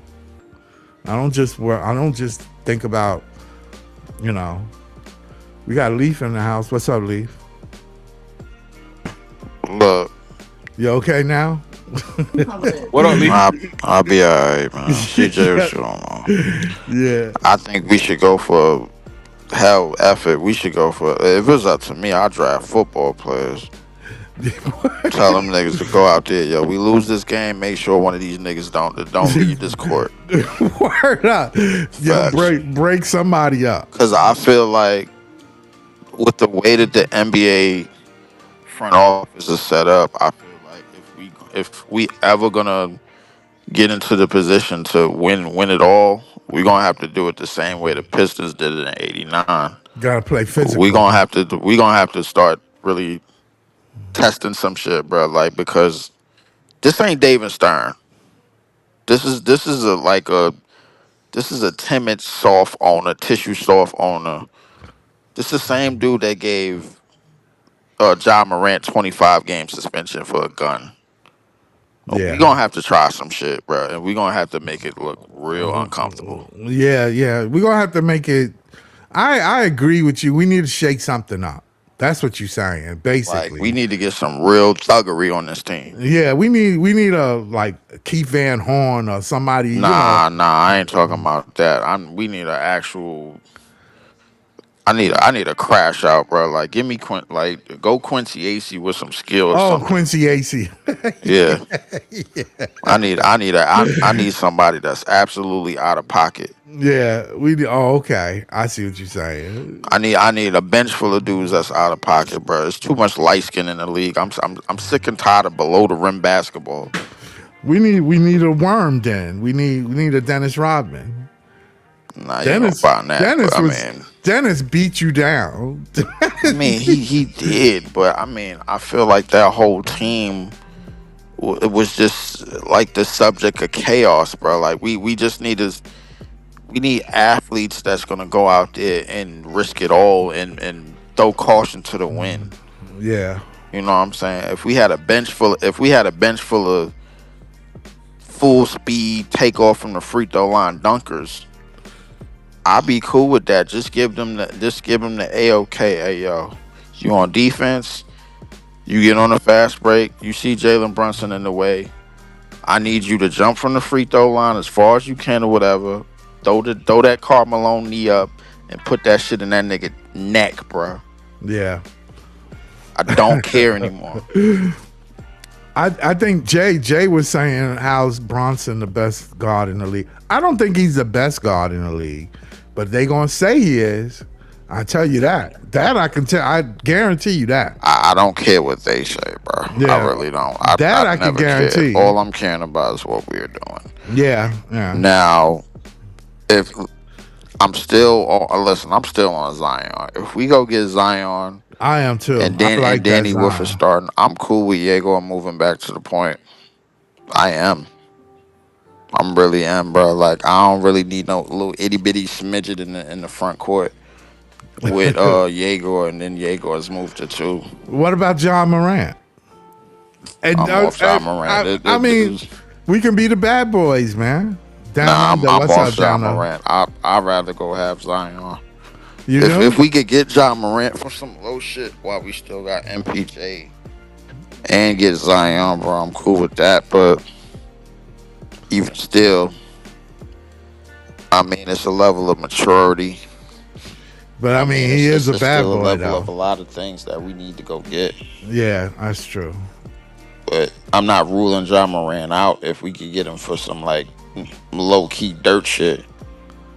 But if somehow, some way, we get John Morant and Zion on the same team, they're gonna have to commit to being evil, to totally evil. Because when the NBA front office look at our team and they see John Morant and Zion on it, they're gonna be looking like, yo, Watch them. watch them. Watch them. Yeah.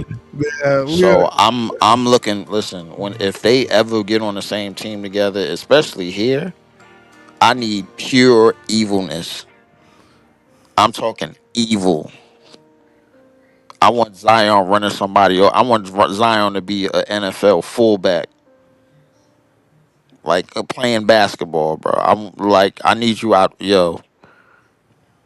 I couldn't coach this team, bro. If I'm coaching this team and I'm coaching Zion, I'm like, yo, bro. I need two offensive fouls a game. at least two. At least two. I need you to listen. I need you. If you see somebody standing around that ain't supposed to be standing around, bro, I need you to throw your shoulder in their back if you need to. Throw it out to knock that shit out. Like for real, bro.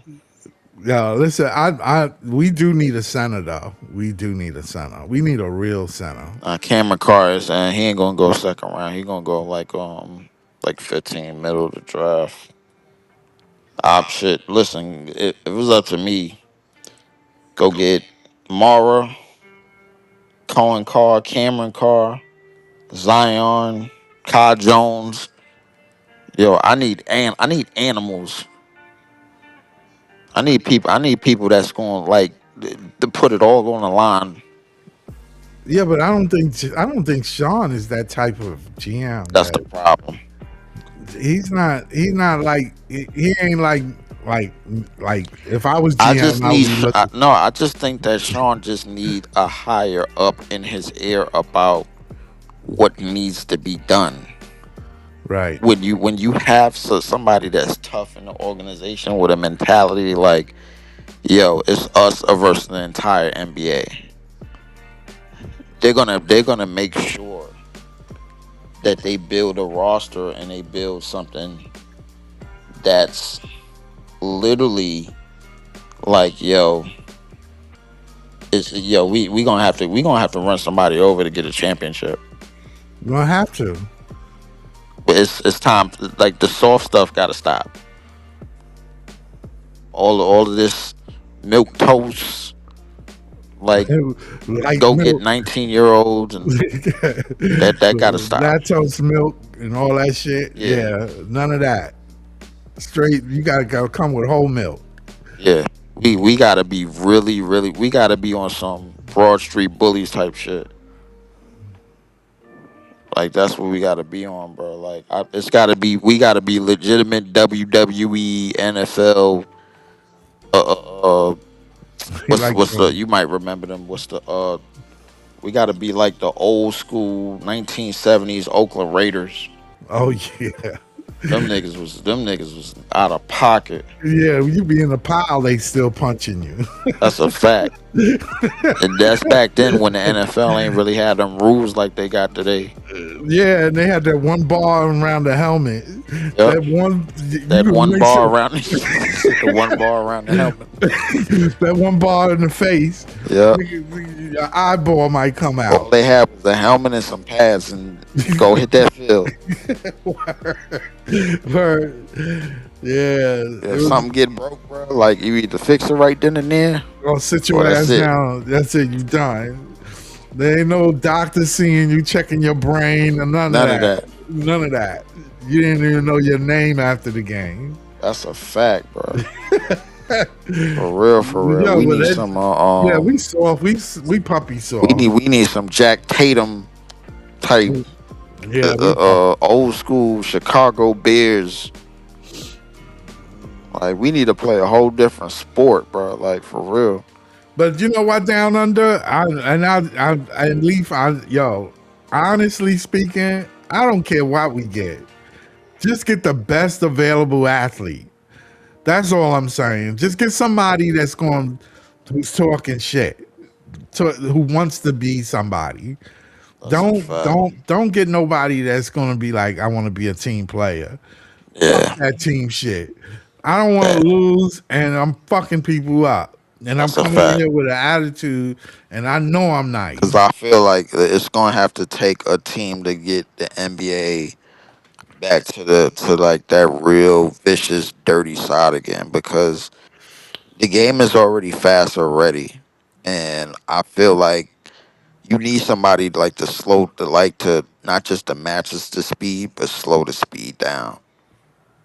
You get what I'm saying? So like I put it like this.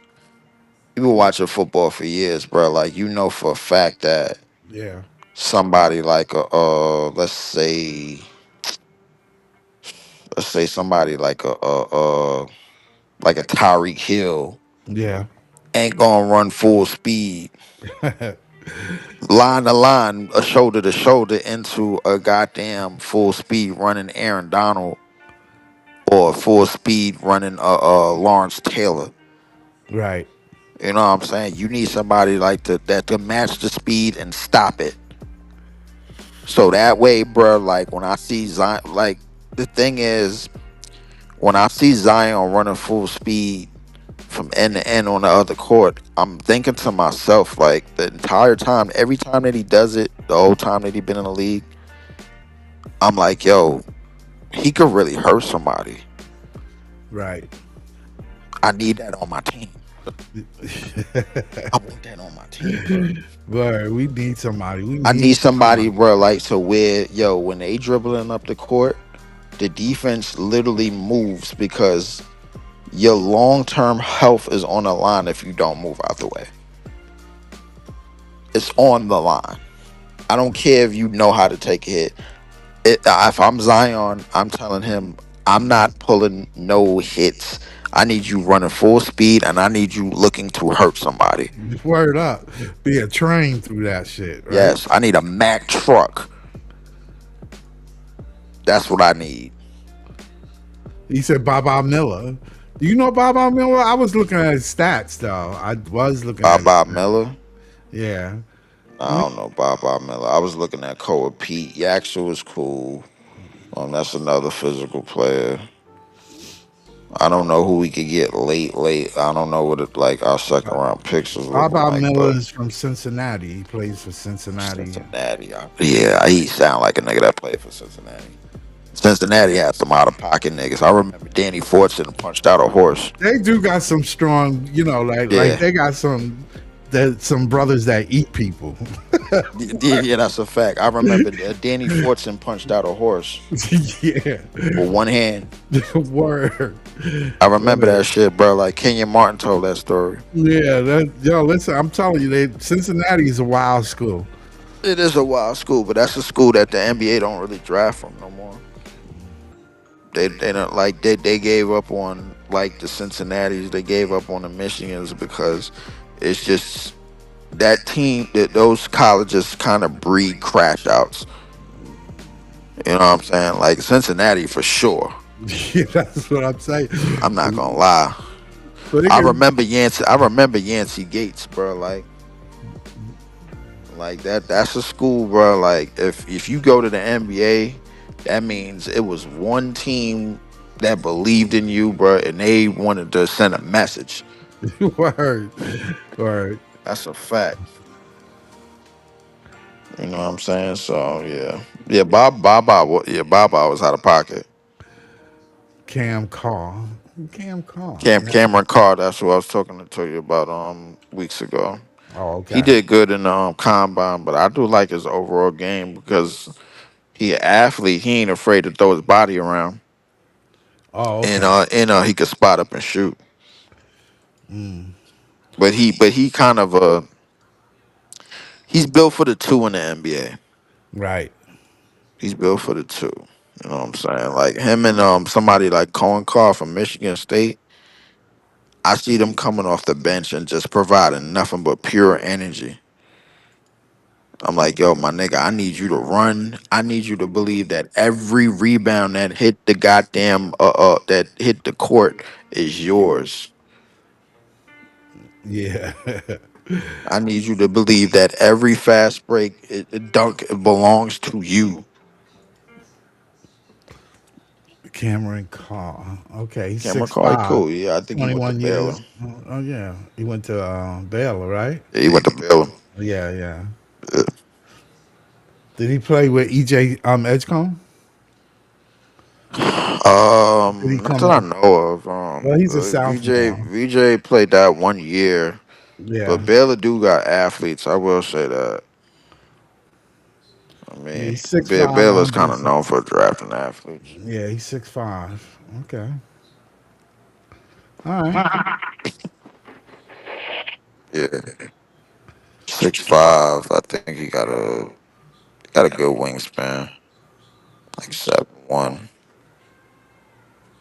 something like that. So yeah, but I'm cool with drafting. They was talking about drafting Mara.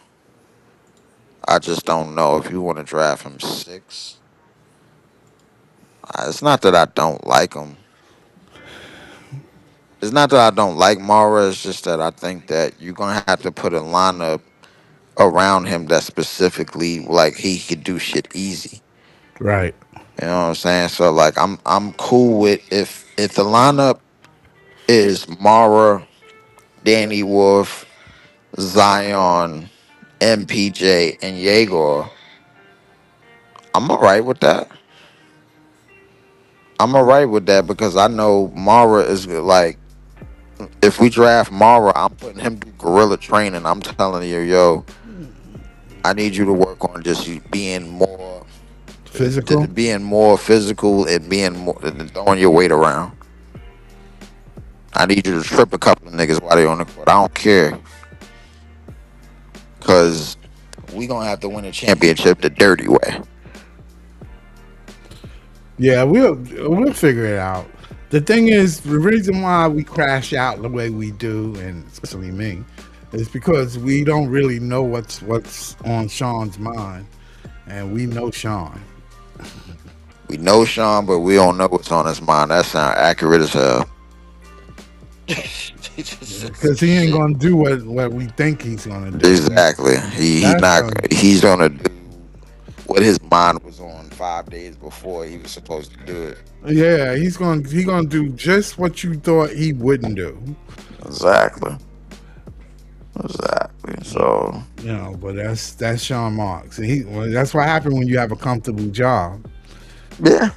Because When you I got mean, that type of job security and you ain't yeah, really doing shit, yeah, it's and you great. get away with doing the bare minimum. Yeah, Yeah. he's doing great. He got a Yeah. great job. That's what it is, man. But yeah, let me tear it down, bro. Like All right, I'm gonna close it out. I'm gonna holler at you. all right. Later, Yep. Lee. Yep.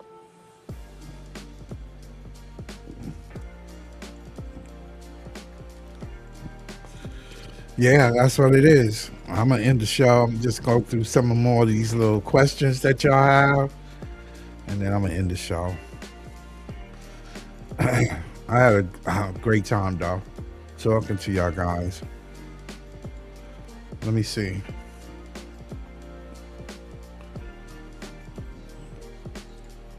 Jalen Durham. They're gonna sign Jalen Durham.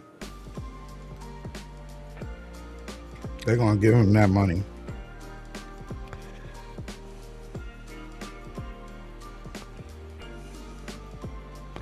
He better not pick no nice guy. Fuck out of here. Get in that case, you can get a man. Nate a man if you want to do that.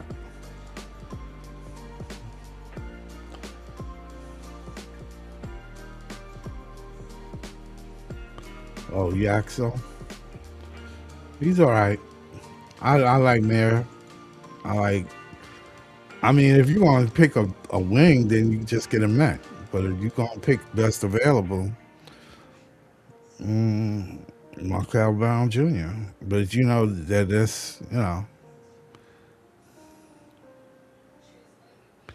yeah, Leaf know what he's talking about. We need a big for real. There's a lot of things we need. Now that I sit down and think about it, there's a lot of shit we need. We need this, we need that. I think it's just because we don't know what we got until we actually see it. What about the guys we drafted last year, man? They just in purgatory? No, they got to show something. If you don't show that you're capable, it's time you got to kick rocks. I'm sorry, I like you and everything, and I wanted to work out, but you'll be kicking rocks if it was me. I have to move on. You can't just hold on just to be holding on.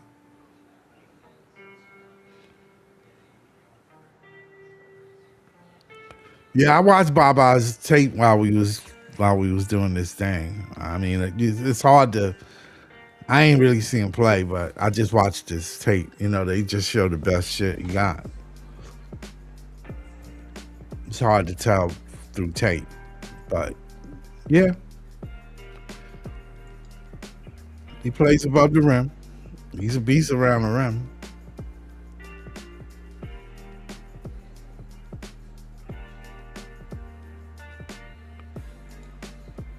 He does remind me of Kenyon Martin a little bit. Yeah, he does.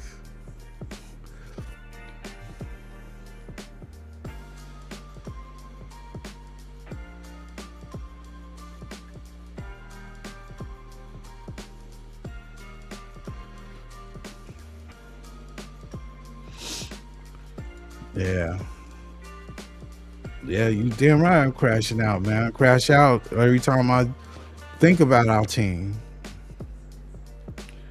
That shit had me tight.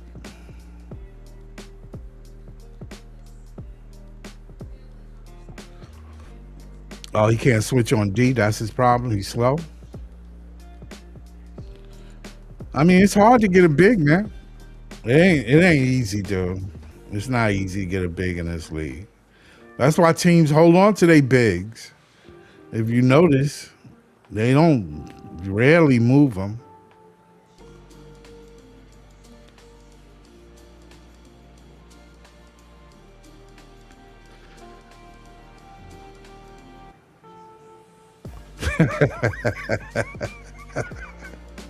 You funny, big. You funny, big homie. Yo.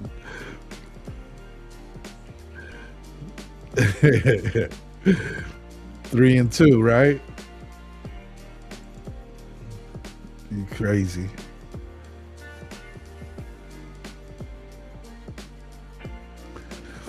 Well, shit. It's funny. They ain't none in Florida, but I bet you there's a ton of them overseas. I bet you.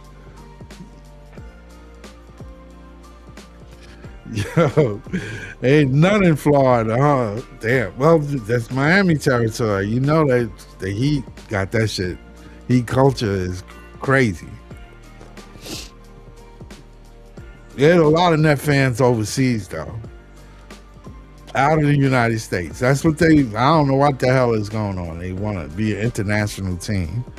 Go and join the International League. Since you want to be an international team.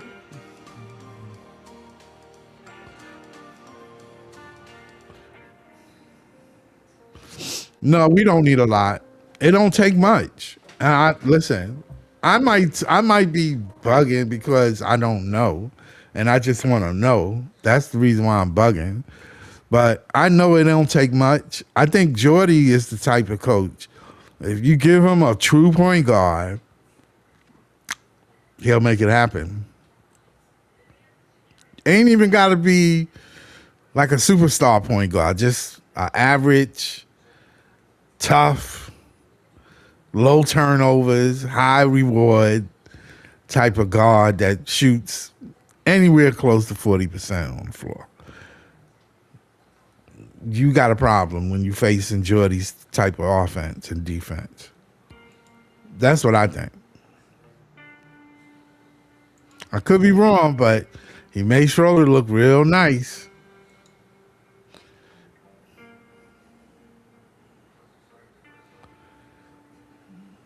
Oh, you're in Magic Land.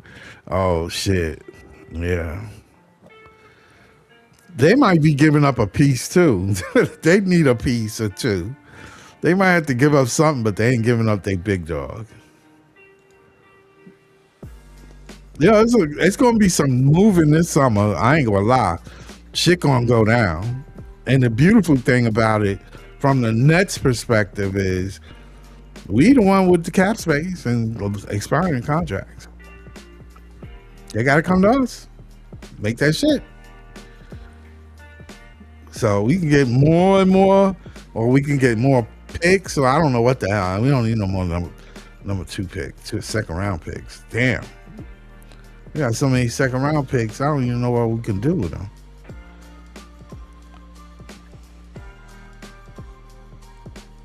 A decent point guard. You give him a decent point guard, I'm telling you. Jordy get busy. I'm telling you this is what it is. I'm telling you. And we need a shooter, and we need somebody that can break down off the dribble. You need somebody that can do that. With MPJ out there, you'll have some scoring. It'll open it up.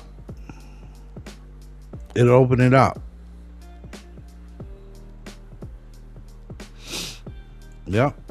I totally agree with that shit.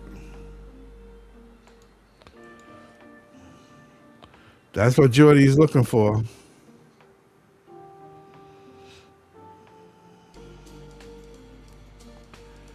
Yeah, we got to package them second rounders. We got too many of them shits, man. I mean, how many damn second rounders we got, dude? We got mad second rounders. Extreme amount. Now they might be good to package up for a deal. Maybe we get Zion. I like Leaf said, I think Zion is the move, the shit. Really, to be honest with you. He'll work with us. You just gotta put him on a minute restriction. Cause you need it's a show, man. You need something while you still building your team and you still waiting to see what your draft picks are gonna do. And while still keep staying under the cap. So you have expiring contracts so you can make that move when you need to. You see what I'm saying? Because you never know. You never know. Nobody knew Luka was going to the Lakers. Nobody knew that. That shit came out of nowhere.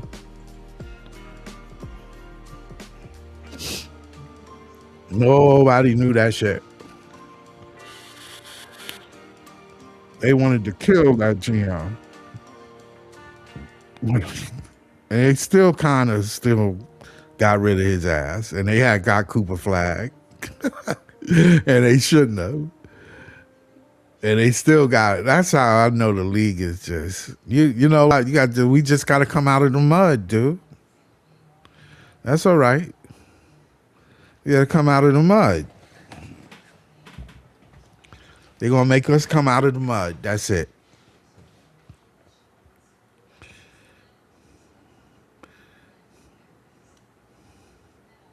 Yeah, I don't. That's not a bad. That's not a bad thing. Use some of them seconds, man. And use some of them shit. Throw 3 of them jump balls. Do something. Sean, do something.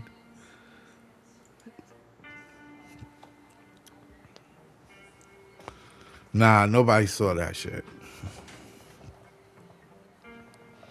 Even though that didn't help him, but nobody saw it though.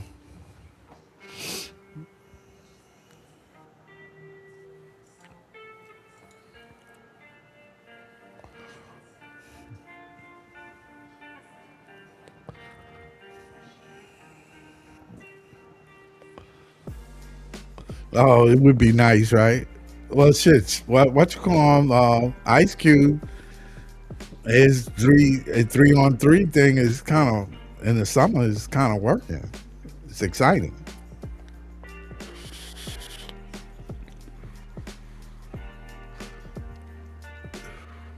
That shit is exciting. Think of it this way. I mean, with the way technology is, you seeing somebody like me streaming with podcasts live and shit like that. That wasn't around 10 years ago. So yeah, we need to start doing things. If there's a will, there's a way.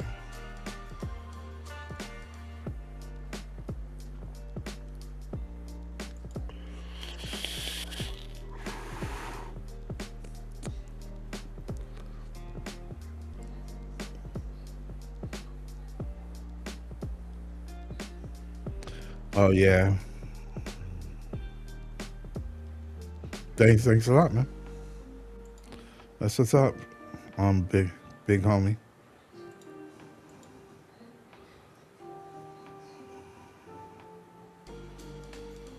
One-on-one is coming too. Oh, that's exciting.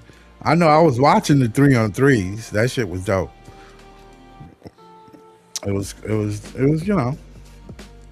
it was interesting. Let's just put it that way. It was entertaining. It was entertaining.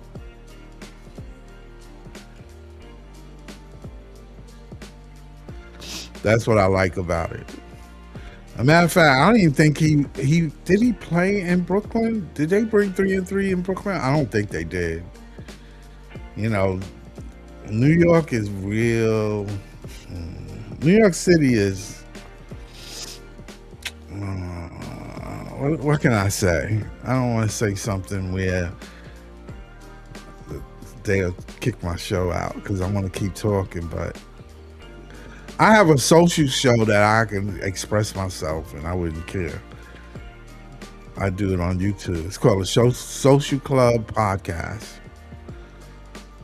It's called the Social Club Podcast. Me and my niece, Lady T, host the show. And there I let my lips fly. I let shit go, give them the business.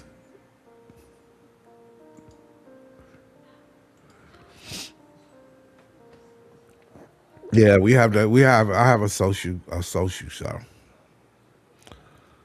It's called Social Club Podcast, and you'll see it. It looks something like this symbol, but it says Social Club Podcast. And it's me and another host, Miss Lady T.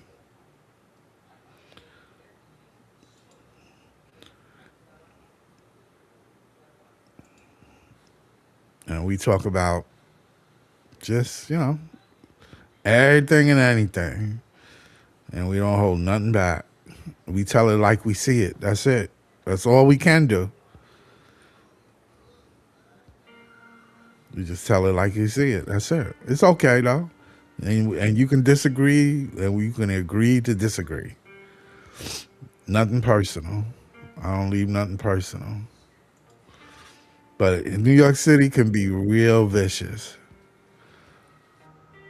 If they figure you got a big following, they'll cut you off, man. If you say the wrong things, there's the magic words that you say that to them you can't say, but I can say Negro and all that stuff. Like, you know what I'm saying? Or I can call you all kind of other things related to black people. Word up. But if I say anything else, oh, that was wrong.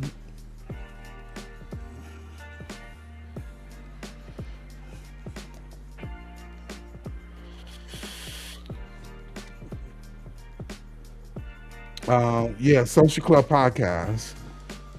I come on every Sunday night. We come on Sunday. We're coming on this Sunday, around 9 o'clock. I post it. If you type it into YouTube, you'll see it. It looks kind of like my symbol here that you see here, but it just says Social Club Podcast. You'll see it. God has been good. I've been able to get my do my thing. When you get older, like, you get wiser, but I still keep an open mind to the young people because they have a voice. They should have a voice. You know what I'm saying? They should have a voice. It's good. It's all good.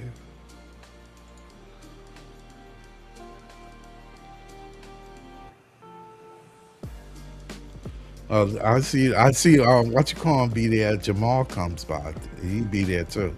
Sometimes Jamal join the show. Yep. I see you there, big homie. I'm actually do the thumbnail to tomorrow morning, so I'm gonna put it up there. But if you see it, just click on it. You'll see the time that it starts. Cool.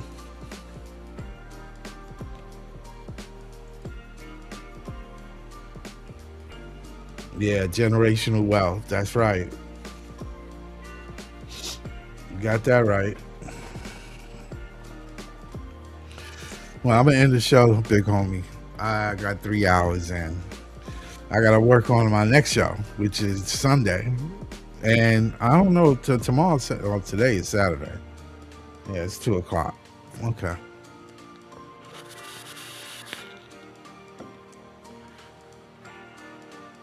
So I'll see you later. I appreciate you, big homie. I appreciate Jellio and Javon Ship. I think we came in here temporarily. I had a bunch of people in here from YouTube. My YouTube family is getting bigger. That's what's up. Don't forget to subscribe, dog. I'm getting close to that 100. When I get 100, I'm gonna have a giveaway. I'm telling you. I'm gonna have a giveaway. I'm gonna give back. And I ain't even been doing this for money. I ain't making no money. I don't care. I ain't gonna stop until God said, "Come, you gotta stop." I ain't stopping until then. I ain't going. I'm gonna keep this channel running for the rest of my life. Let's just put it that way. So I appreciate y'all. All right. So don't forget to hit the like and subscribe. Everybody have a good weekend. Stay safe. Brooklyn Nets all the way. Peace, everybody.